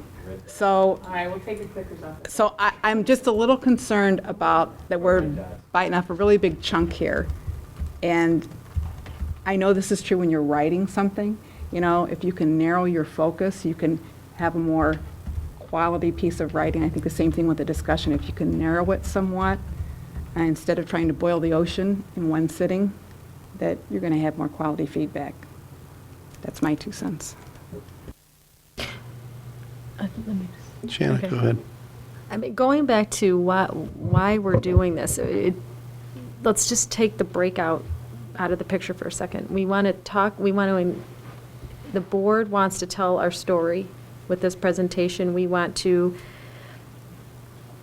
connect with the community, which is one of the 6 main things that boards of educations do. So we're launching our community engagement. I mean, we've done meet with the board, but this is really our first time of getting out in the community with our story, our slideshow.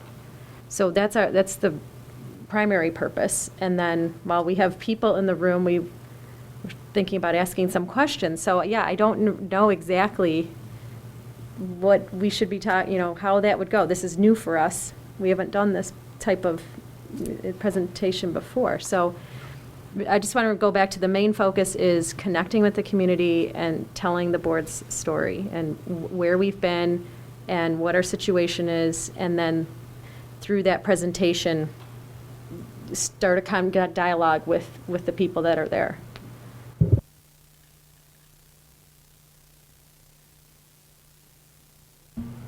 So how do we best do that?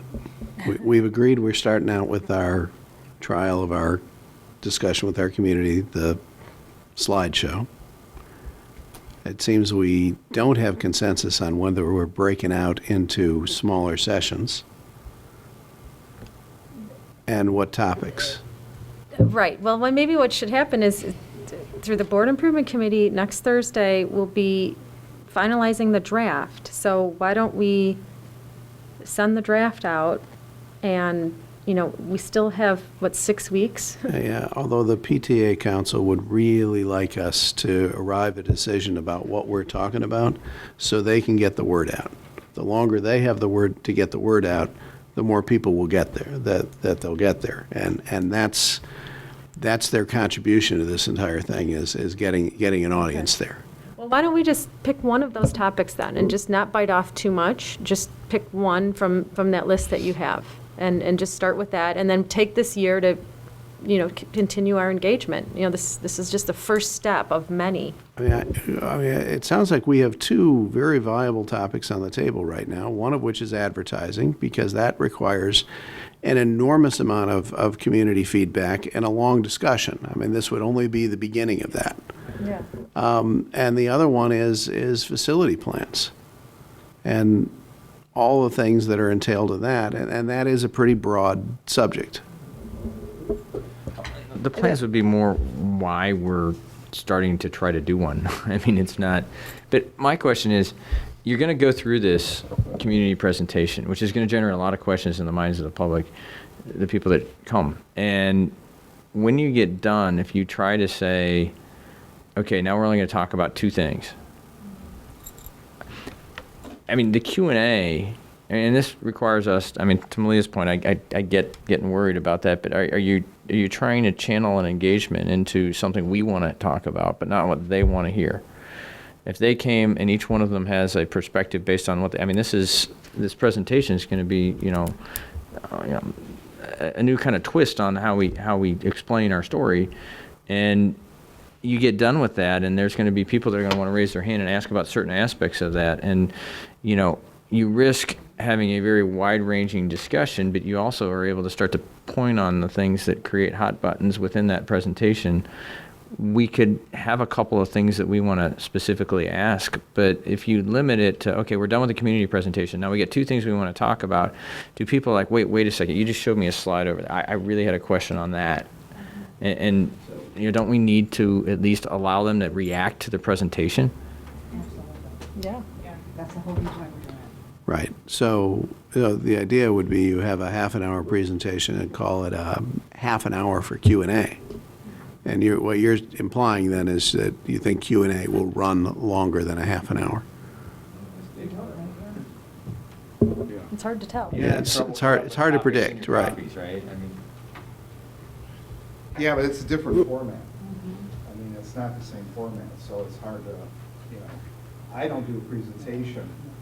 I'm not doing a presentation or a slideshow of my coffees. I'm simply there to get input and problem solving and issues that are out there. So, I'm just taking feedback, I'm commenting. It's a different format, so. There's no shortage of engagement. I would think that you could fill up an hour at least after that conversation, after that presentation with just people. Yeah, I think you could fill out the rest of the 2 hours with people. And we can always have a couple of topics in reserve to stimulate discussion if we need to. But, my preference would be just kind of to hear where they are, but we have to be disciplined in not allowing, us to spend the entire hour and a half on one topic when we get out there. I think that we need to MC the whole thing so that everybody can get a chance to ask their questions based on what they saw. So why don't we have those two topics in reserve? We advertise that we'll be talking about them. And I think so. I think otherwise. No one will come. Exactly. Otherwise, no one will come because I think, for instance, I think advertising in our schools, on our school grounds, I think is a topic that people have some strong opinions on, and it's requisite upon us to hear those opinions and come up with a final policy that reflects those opinions of the general consensus of the community. Now, maybe, and so I think, why don't we allow people, if they choose, to break up into subsections? Now, if the main room, the topic is, the topics from the community presentation are continuing to roll, and nobody's interested in advertising, nobody's interested in facility planning, then that's fine. But I think if you say we want to talk about advertising in our schools, I think some people with some strong opinions will come to specifically discuss that topic. The one thing I wanted to add here, but I think, so I'm proposing, suggesting we add another topic, which I think is very critical, which is about technology and how we are managing our technology, the donations, the professional development, all those different pieces. As I go to and look on our next steps under superintendent agenda, I see approval of donations, And I know some of those donations deal with technology. So I think we should try to have a discussion on where the community thinks this process and how this process should work out. In light of that, let me just give you an alternate viewpoint and see what everybody thinks.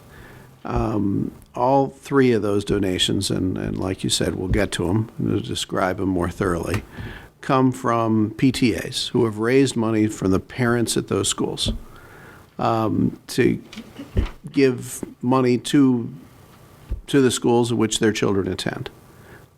Since they come from the PTA, my suggestion is that initial ideas should come from the PTAs and should be worked in conjunction with the District 205 Foundation with some input from this board as well, because we are the people that have to deal with the policy implications. I would like to discuss those with the community at large, but I'd like to to begin that discussion, I'd like to have a tentative solution in place which we can discuss. Because I think with no tentative solution in place, it's hard to find a starting point. And I want to rely upon the PTA Council and the PTAs to make a suggestion, something that they think would work that would solve our dilemma. I mean, and frankly, this is a good problem we're having. I mean, the PTAs have been extremely effective in raising money and putting technology in a lot of our schools. What we have to deal with is what I'll propose as details. How do we achieve equity? How do we make sure that some of those schools aren't running away technologically from other of our schools? And how do we emphasize that technology itself isn't really worth a lot without training the people on that technology who are going to use it to educate our children? And I think that's, right now, I would chalk that up to that's probably an oversight on our PTA's parts, and it just needs to be brought to their attention. I personally would like to defer that back to the PTA Council to come up with a tentative solution. Once we have something that we all feel will work, then bounce that off the larger community and see what their opinion is. Okay, I think that's fair. And so I think that's fair if the PTA Council will agree to have that discussion. And I agree with you absolutely. We are in a privileged environment where we can talk about donations. So that is certainly a luxury that we have. I think the key piece, and my emphasis on here, is tools are just that. If you don't know how to use them, they're worthless. So that is my emphasis on how do we make sure tools we get, there's education that's involved in it. There's knowledge that can be passed on. And I think that's all one package discussion, in my opinion.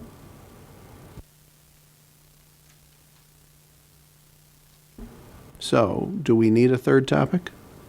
Do we have a third topic? So we're all in one room, slideshow presentation and the discussion that follows from that, Q&A that follows from that, with the idea that we can also kind of start asking about the two topics we came up with. But you said you want the option to break out into smaller groups? Right. Right. I mean, I think it's tough to have a quality discussion with 100 people in the room. Well, how have you done it? Have you done it in this room before with this setup? We've always used breakout sessions. Right. Can I interject? One idea on format might be something that was done in the Superintendent Advisory Committee, where there was, I mean, it's a similar type of format where there was a big presentation. They talked through a lot of different issues. There were general questions and answers, and then people walked away, and there were a few different topics that people could discuss. And they could sit at a table and discuss it, and they were almost talking and writing at the same time.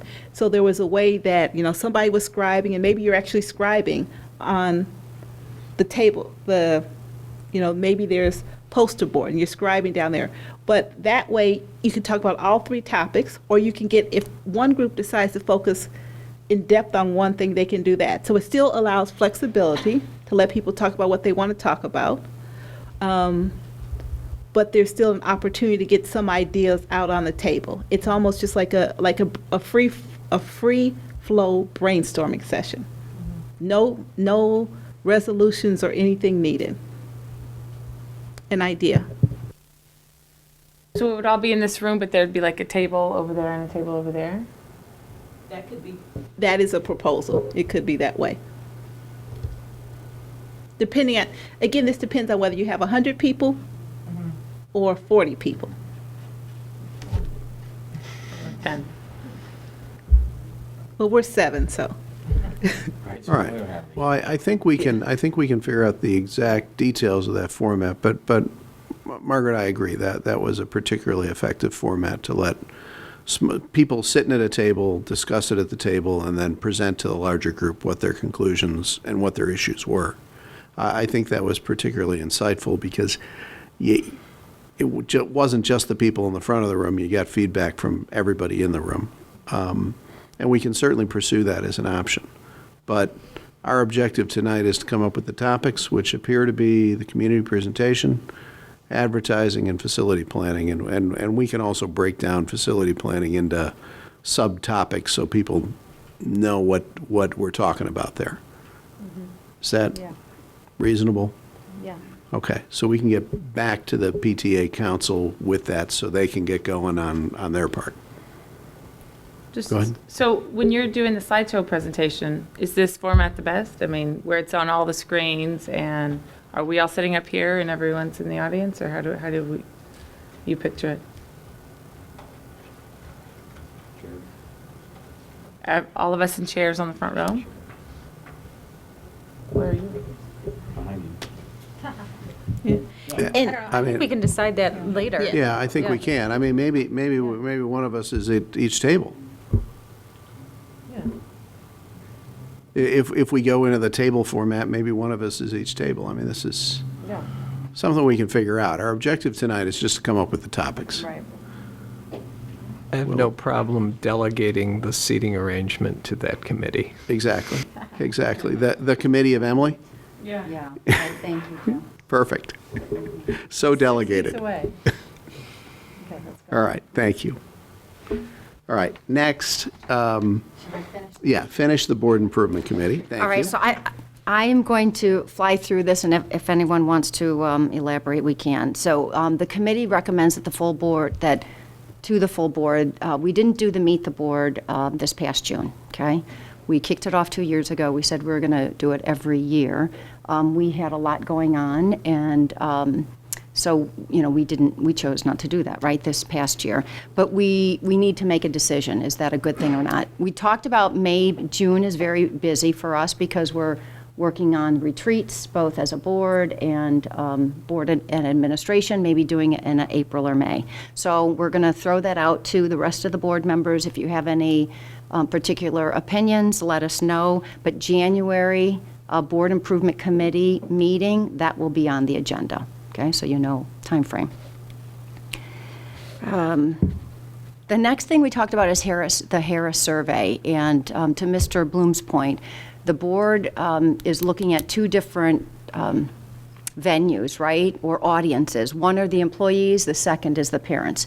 We have talked for the past, since Harris came out, that we're going to start with our employees. And I know that the Board Improvement Committee had worked on questions that were presented to the district leadership team, which represents our employees, and they gave feedback. And then I know Mr. McDonough and Mrs. Ebner met with them before last year ended.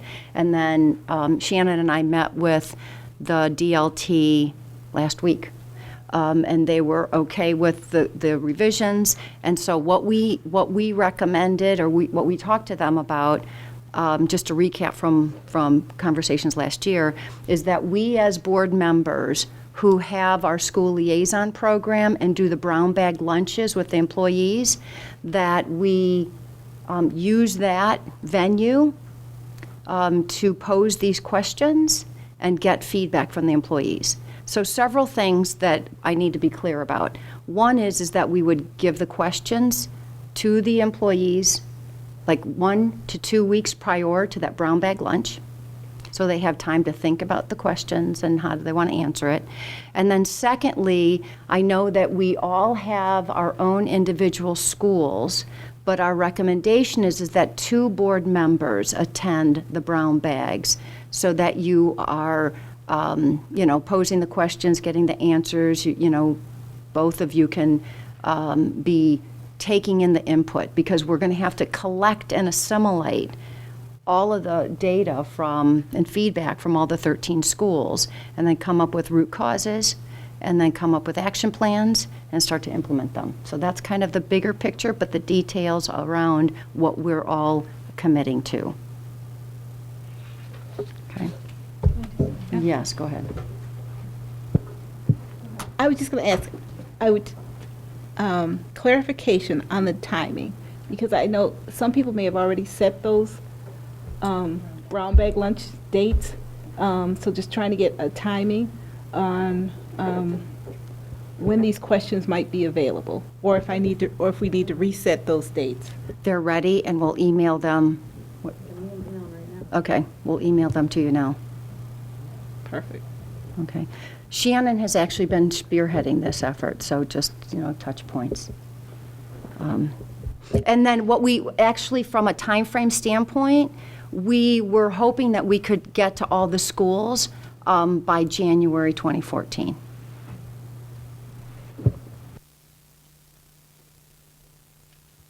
I have one comment.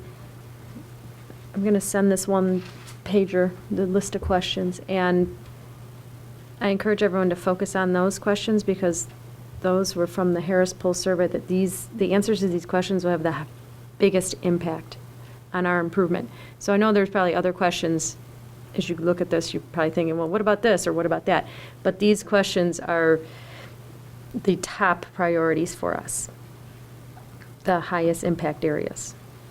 And they directly relate to the Harris survey questions and the feedback that we got from our employees. That's a critical component. Emily? So, each school has one liaison, except for York. But you want 2 board members at these lunches? That's our recommendation. Okay. In addition to this, could we also just have, if I'm school liaison for field, could I have just an informal brown bag lunch where people can come and talk about whatever they want to talk about, in addition to this one that you're talking about?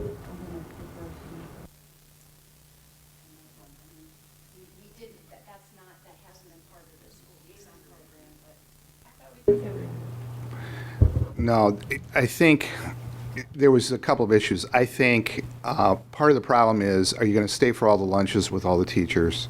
I think, in fairness to the principals should be available in there if that discussion goes on. And again, I think the board needs to think of what the purpose is. If you're going to sit down at a brown bag lunch with the staff, what is the purpose of the meeting? We separated brown bag from liaison because of equity, I thought, in some respects, that was not the all other of us issue. liaisons Yep. could make brown bag lunches, and then some schools would feel slighted if we didn't show up. So there's going to be a brown bag program that you didn't necessarily have to be a liaison to go to. It made staffing easier. And then we had liaison on the other side, and I think we did that in order to make sure that we were balancing the attention all the schools were getting from the board members. We were getting pushback from staff about why didn't my board member come and have lunch with the staff? And not all board members can devote that kind of time to going in and having luncheon with staff. And so that was creating a problem of perception of some board members versus others. And it was just that some people's schedule, it was impossible to do. Okay, I guess I left the board retreat with a totally different understanding then. I thought we were allowed to make ourselves available to the teachers in our schools, as much as we wanted to. but no, that's not what We you have, said. we have the school liaison guidelines, which, why don't we send it to all four board members? contacts, right? The Yeah. PTA meeting, meet the Right. principal, lunch with the teachers. I just didn't And maybe a realize- social event or. Right, like a carnival. I just didn't realize it was such a formal, 2 board members sitting there with questions submitted ahead of time. I didn't realize it was going to be so formal, I guess. And that that you're only allowed to go that one time. The format, let me clarify, the formality is only because of these questions for the Harris survey, for us to understand a great, to allow all of our employees to provide us input. And then we can be very focused around what can we do to make the most impact to improve satisfaction of our employees. That's the bottom line for what I'm talking about right now and the questions that we'll send. And I think the questions are just a framework. I mean, it's kind of a free-flowing focus group. So I think the purpose of sitting down with staff is covered. I think it's a little more focused with the Harris poll questions, but I think you're still going to get a free-flowing exchange of ideas of what's going on, what comments do they have, and all of that. So I think that's what we talked about. Okay. And then we're going to continue with the legislative engagement process. We met with all the legislators except for 3 of them. We couldn't get on their agendas. So we'll continue on with that process. So if anyone is interested in meeting with legislators, let me know. I'm kind of running with that one to date still. We've gotten really good feedback. The legislators want to hear from us. They were very glad that we created this initiative. And then lastly, we talked about the committee guidelines. Now that we as a board for the last 3 years have had committees, we put together guidelines. We need to update those from 2 perspectives. One is we need to separate policy from board improvement. Because that was 1 committee, now it's 2. And then secondly, all the committee chairs should go through their work plans and update them and get them to me, and then we'll keep the repository on board docs like we have been, just so that we're focused on what the work is and that we communicate it with all the board members, et cetera. And then I think that's it. Oh, one item we talked about that came to our attention was that the board maintain it's a list of community priorities. There's things that come to us, whether it be, people calling us or emails or any one of these venues, that we keep a list of the community priorities and that we as a board can review them. So that's something that we want to do for board improvement. So we wanted to share that with the rest of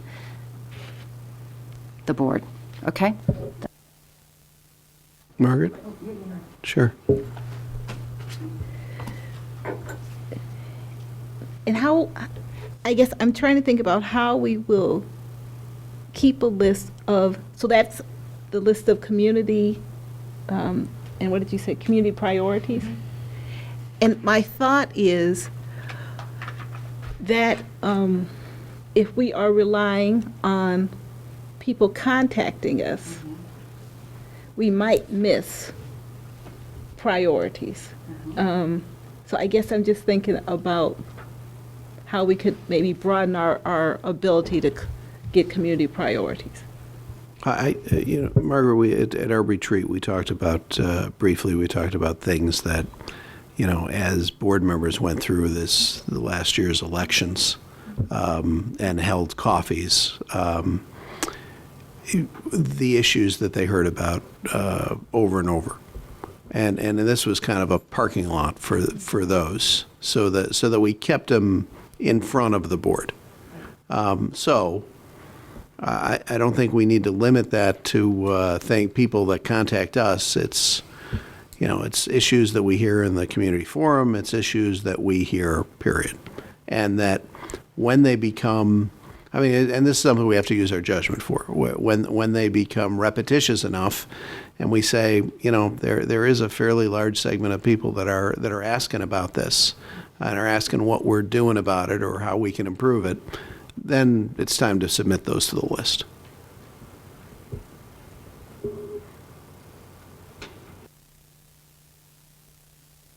I can tell I'm very clear. That it? Should we move on to finance and operations? Sure. So we will start, and we're going to have a couple of discussions here, and I think, Shannon, you're talking about talking long. I don't think this is the time to talk long. I mean, these things happen in committees. We come out here, it's time for the 7 of us to have a conversation around what goes on. So, I'll apologize in advance for this conversation. Hopefully it won't be that long. I'll get 2 items. First one is PMA assumptions and timeline. We are embarking on the process of looking at updating our 5-year plan. And I think that what we really want to endeavor to do is to really make sure it's a management tool for the board and for the administration as we look forward out 5 years. And to that end, I think you heard, so Doreen Lindemann runs the model for PMA. So she came and just got a lay of the land at the meeting on kind of what we're talking about from a baseline perspective. And then she's going to come back and talk to us on the 15th and then present to the board a first cut on the 22nd. And then we're going to iterate through then to the 28th. And why that's important is that I think that the strategy that we're taking with respect to this budget is, first off, the budget historically has been an operating budget, and we've asked to add in the other accounts, the non-operating accounts, the capital accounts, and the other funds. So we get an entire and complete picture of the fund balance of the district.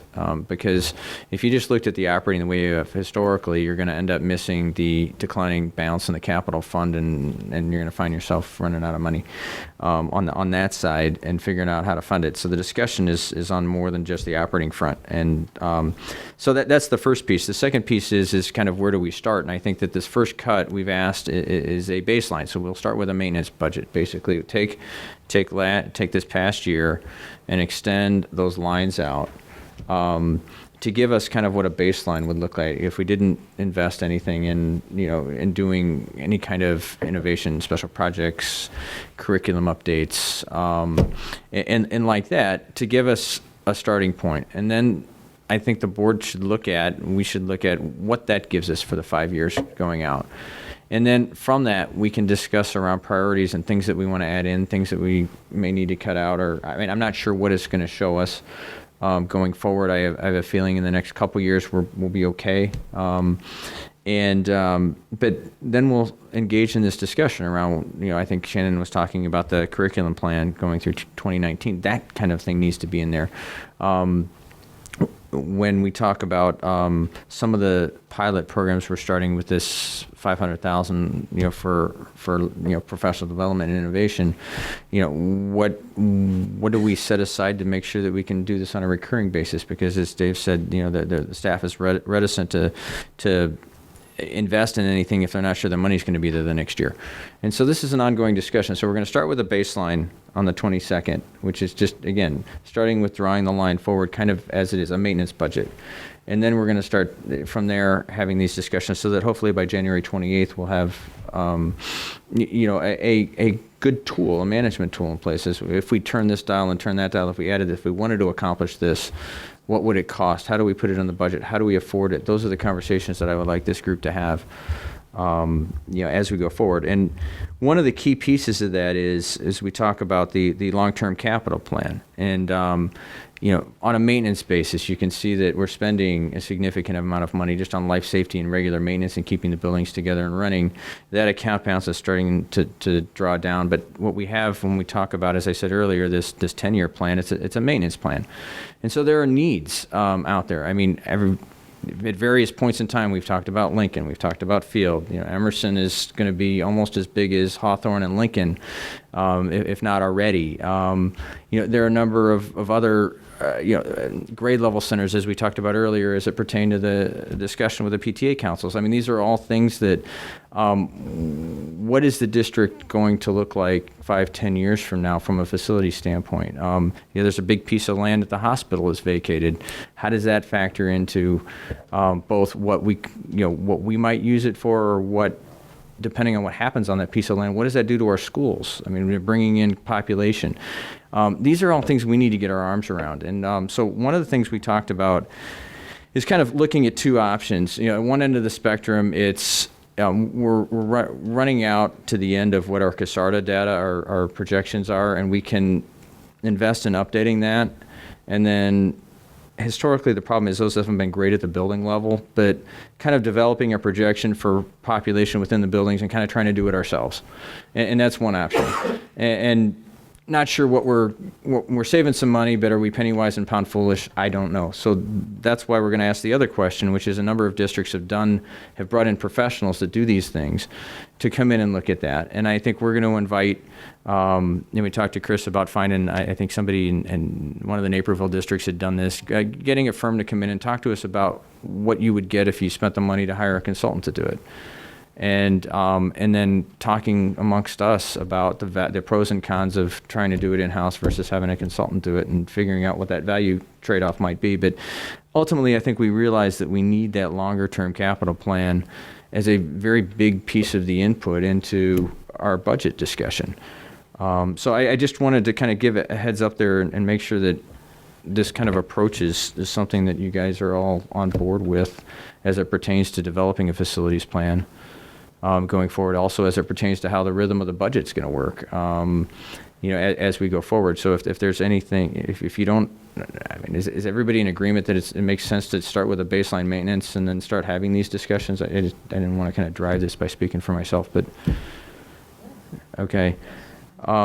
The other piece that's got to go into this is we're going to have Elizabeth Hennessy out to talk to us. She's at William Blair, and she's going to talk to us. I think we've talked annually about refunding options. In the last couple of years, we've done some refundings. I think that Jim is finally right. If you keep saying it's going to be 3%, it'll be 3% at some point, and we're almost there. And I think that we've gotten to the point where we really should and we're going to ask her, really look hard at refunding the rest of the bonds that are there, refinancing them, because the rates have definitely ticked up. But one of the other pieces that we have to ask her about is, from a community perspective, if you look at the debt service portion of the property tax bill, I know we talk about, Chris talked about CPI and being limited to CPI, and I think the people out there say, wait a second, my tax bill went up by more than CPI. The operations side of what we do, the revenue attached to that, goes up at CPI. Our debt service, which is not CPI capped, it was linked to the referendums that were done and the debt that was put on our balance sheet, have been growing at closer to 6% a year. And we have a maturity schedule that starts to increase materially over the next 7 to 9 years. And so we have significant principal payments on bonds that were issued 10 years ago, 8 years ago. And so we need to have a discussion about opportunities to potentially stretch those out to lessen the burden on the property taxpayer. But also, as we talk about long-term facilities plans, one of the big inputs is, what is the current burden on the property taxpayer? And then, depending on where the facilities things go, what does that mean? What does that mean as far as our options? But I think we need to do this with full transparency about what is going to happen to your property tax bill over the next 7 to 8 years. And are there things that we can do to kind of smooth that out a little bit and lessen that burden? Because that debt service levy portion of our tax bill is going to go up materially in the coming years, and it wasn't anything that we've done or we can do. It was things that were voted for via referendum back long before we joined the board. So we're going to have that discussion with Elizabeth too. So I think what hopefully we're communicating here is that we're trying to get a holistic picture of the financial position of the district so that we can actually have this conversation with all the pieces involved. And again, this leads to this community discussion, things like that, and giving them that whole picture, letting them know where we are, and listening to their ideas on where to go with it. So that was the lion's share of, I think, our discussion. It was one small line item topic in the agenda, which ended up covering a lot of areas.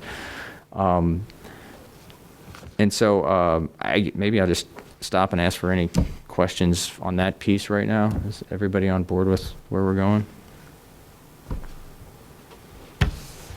Okay. I just said, sure. When you're talking about the levy for facilities, we can't just levy more it's just going to be astronomical, because, in 2009, the debt service was 7.3 million.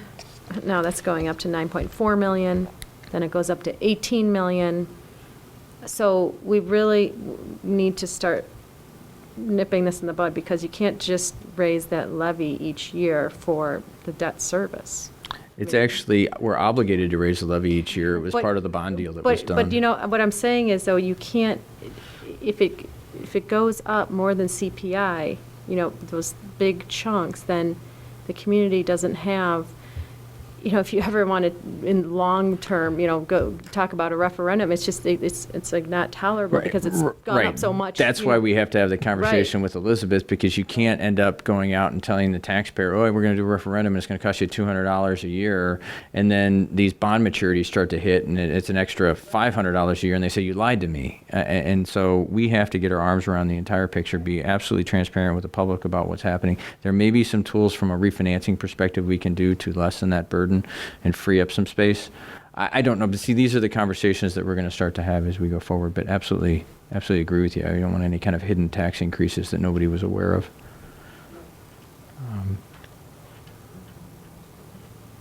Anybody else? So the other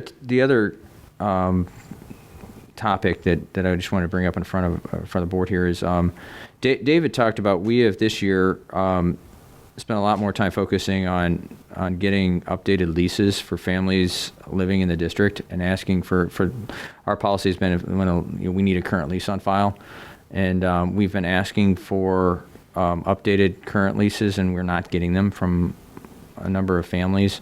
And we were talking about we're reaching out and contacting, but where we don't get a response, we were talking about kind of next steps on that. And I think where we came out was, you know, kind of a final warning letter that said if you don't have it by such and such a date, then we're going to be forced to take action.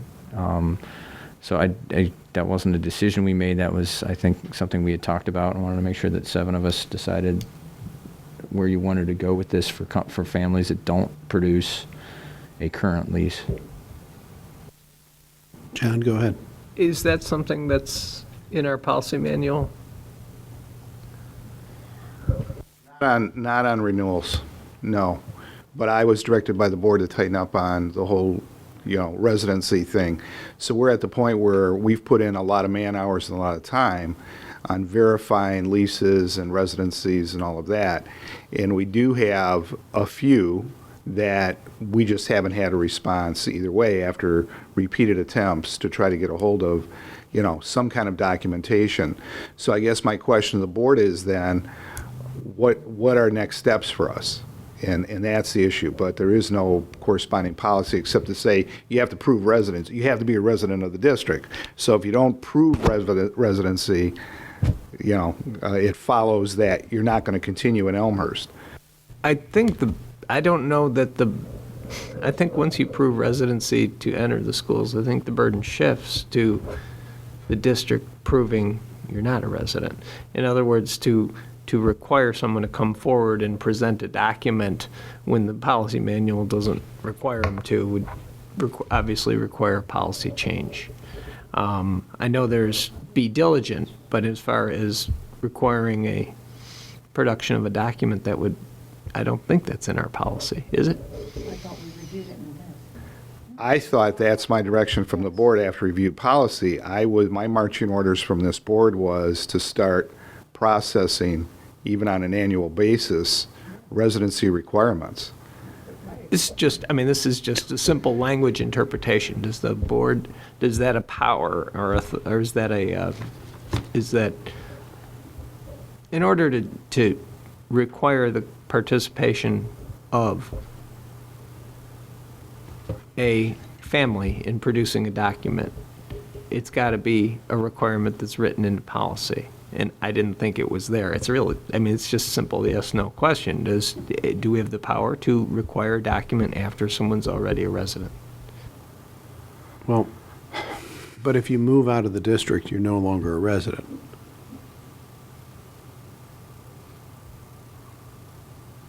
I don't understand why we don't have the power to request proof of residency by every student every year. What in our policy would preclude us from doing that? No, it's not. What does the policy preclude? It does the policy authorize? How about if we... Yeah, no, I'm not saying it's not a good idea. I'm saying that it may be something that requires a policy change to make it happen.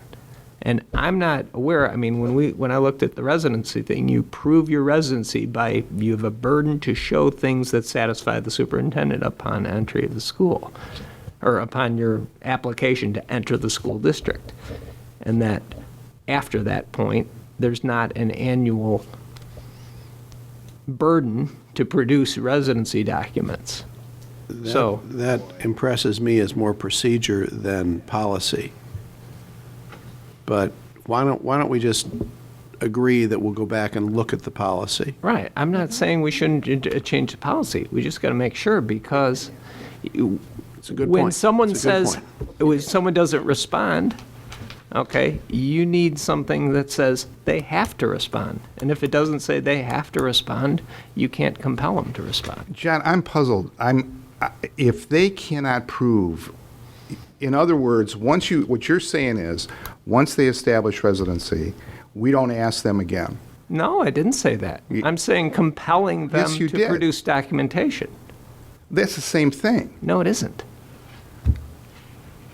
No, you are always authorized to do investigations of residency. When we get a residency case, okay? Isn't this an investigation? I was told, we're going to investigate residency across this district. That was Right. clear direction from the Board of Education to my administration to do that this year and be much more diligent. So we went out and pulled all residency and all leases and asked if they were updated. And those are great things. And if they're not updated, I would assume as part of the proof of residency, they have to show us current residency documents as part of our investigation of all residency across the district. So what happens when someone doesn't respond? That's what he's asking for direction from us right now. But it's not, I mean, that's a question for our lawyer reading our policy manual. We may want Dave to be able to shift the burden, but I don't How's that think different from determining someone doesn't live in the district, and we've done this already, expel them? It's compelling their response. We You gather We have evidence by- decided to do residency investigations, and what we have used to focus that is any leases that have expired. That is a tip-off that says, you know what, maybe we should look at these folks. So we go in and say, prove your residency again. If they don't respond, it falls underneath the same process that we've used in every other case of residency questions.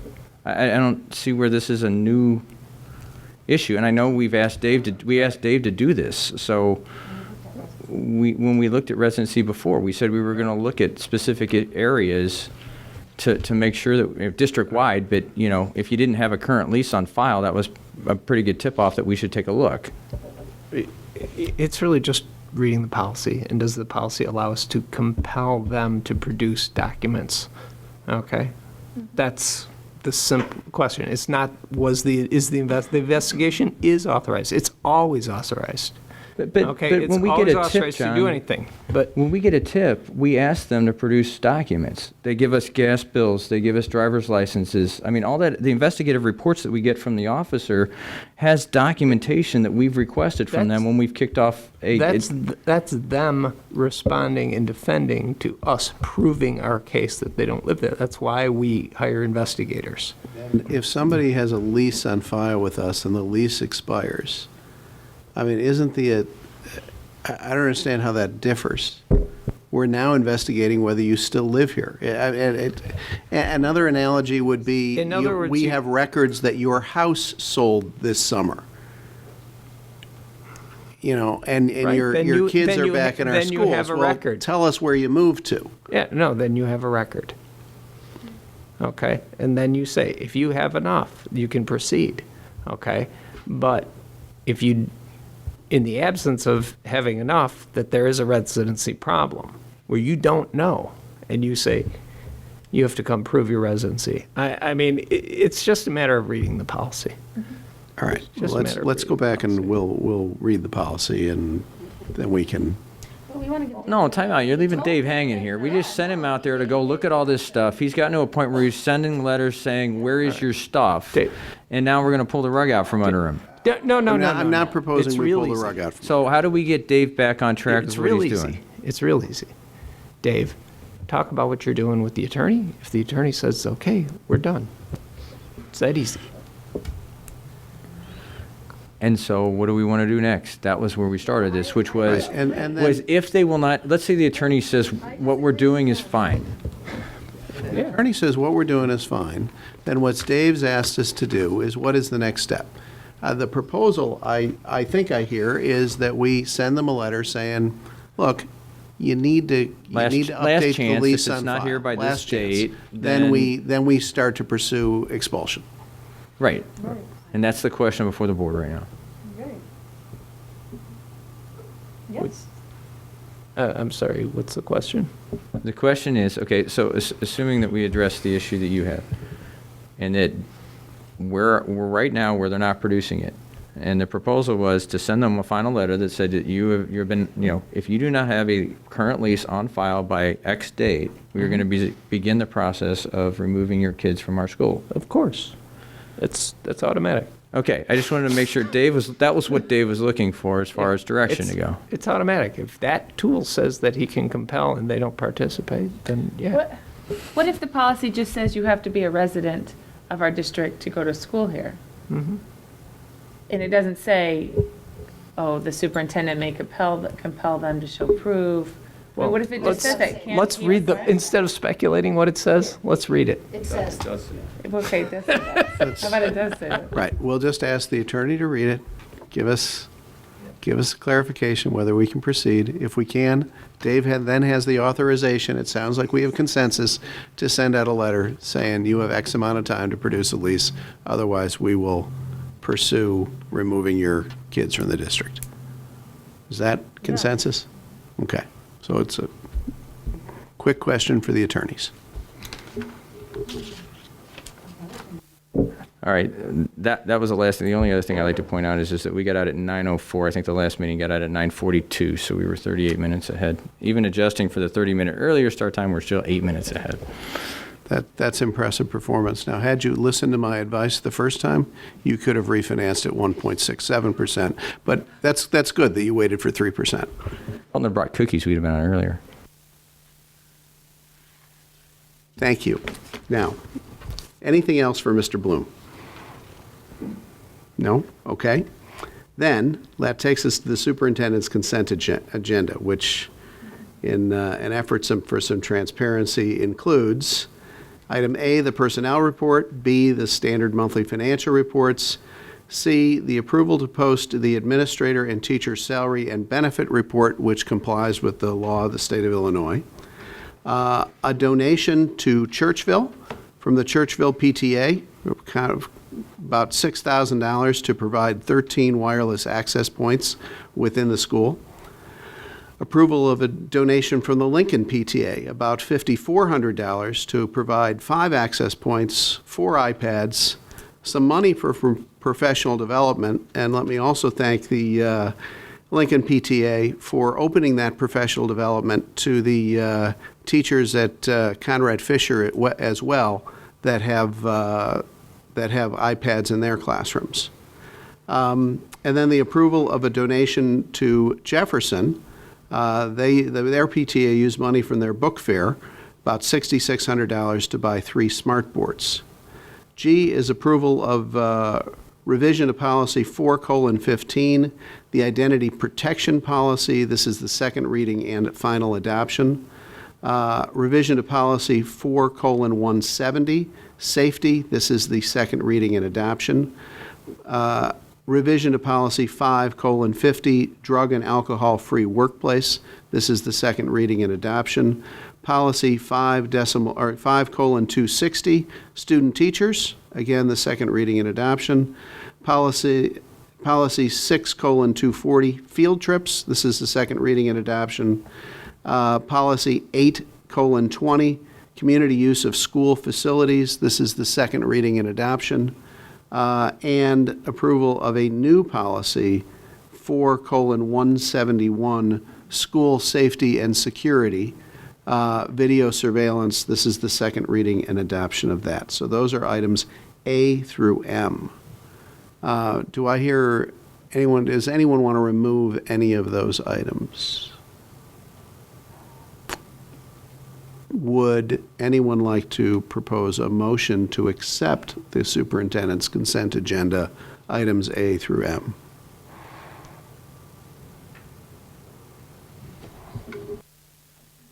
I'll try it. I move that we approve the superintendent's agenda, consent agenda, items A through M, was it? A through M, assuming I'm looking at the most updated copy. Okay, thank A you. through M as in Mary, with no items removed. Do I have a second? I'll second. Thank you. So, moved by Mr. McDonough to accept the superintendent's consent agenda items A through M, seconded by Mrs. Ebner. Anything on here that I need a voice or a roll call vote? I don't. There is. Okay. Then, Mrs. Walsh, take it away. Mr. McDonough? Yes. Mrs. Ebner? Yes. Mrs. Bastido? Yes. Mrs. Stufen? Yes. Mr. Bloom? Yes. Dr. Harrell? Yes. Mr. Collins? Yes. That's 7 ayes, no nays. The superintendent's consent agenda passes. Next on the agenda is the superintendent's agenda, the action items from the earlier discussion this evening. Items A, the approval of a resolution adopting the budget for fiscal year 2013-2014, and item B, the approval of resolution for review and adoption of the life safety surveys. Any discussion? Oh, first of all, anyone want to propose a motion? Go ahead. I move that the Board of Education adopt the budget for the fiscal year 2013-2014 as recommended, and that the President and Secretary be authorized to enact the resolution and certificate of authorization. Second? I second. Okay. Thank you, Margaret. So, moved by Mr. McDonough, seconded by Dr. Harrell, and this does require a roll call vote. Mrs. Walsh. I'm sorry, any discussion, any further discussion? Well, we've been through both of these, but hearing none, Mrs. Walsh. Mr. McDonough? Yes. Dr. Harrell? Yes. Mrs. Bastido? Yes. Mrs. Stufen? Yes. Mr. Bloom? Yes. Mrs. Ebner? Yes. Mr. Collins? Yes, that's 7 ayes, no nays, that the superintendent's agenda action items passes. A review of upcoming meetings? No, the second resolution, safety month. Oh, I'm sorry. I apologize. Thank you. Okay. I move that the Board of Education approve the resolution for review and adoption of life safety surveys and authorize the submission of decennial life safety surveys for all District 205 buildings. Second. Second. Moved by Mrs. Stufen, seconded by Mr. McDonough. Mrs. Walsh. Mrs. Stufen? Yes. Mr. McDonough? Yes. Mr. Bloom? Yes. Mrs. Ebner? Yes. Dr. Harrell? Yes. Mrs. Bastido? Yes. Mr. Collins? Yes, that's 7 ayes, no nays. The approval of a resolution for review and adoption of the life safety surveys passes. Now the upcoming meetings. Thank you. Thursday, September 26th, and I say that all these meetings occur in this building in these rooms that we're in today. Thursday, September 26th, Board Improvement Committee at 1 p.m., room 112. Thursday, September 26th, the Performance Management Committee at 7 p.m. Wednesday, October 2nd, the Curriculum and Instruction Committee meeting at 7 p.m. Tuesday, October 8th, the Board of Education regular meeting at 7:30 p.m. Tuesday, October 15th, the Finance and Operations Committee meeting at 6:30 p.m. And Tuesday, October 22nd, the regular Board of Education meeting at 7:30 p.m. Are there any board communications? Mrs. Stufen. I have one, just a reminder that the LEND, the Legislative Education Network of DuPage County, that we're a member of, and I represent us, is having the kickoff council meeting this Friday at 7 o'clock at Marquardt, District 15. It's their annual kickoff with legislators, so they're going to have Senators Cullerton, Holmes, and McGuire, and Representatives Bellick, Mussman, Piho, Sanger, and Willis, as well as the Regional Office of Education Superintendent, Darlene Rossetti, who will be there. I know John, you and Shannon were able to attend last year. I know that the feedback you said it was a good meeting, so if anyone else can attend, you can join me.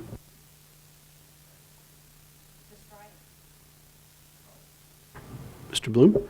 Yeah, one last, Friday morning, Shannon and I won't be there because Friday morning we're going to have our first meeting with the Stormwater Communication Community something or other, but with our brethren at the city and the Park District Coffee Group.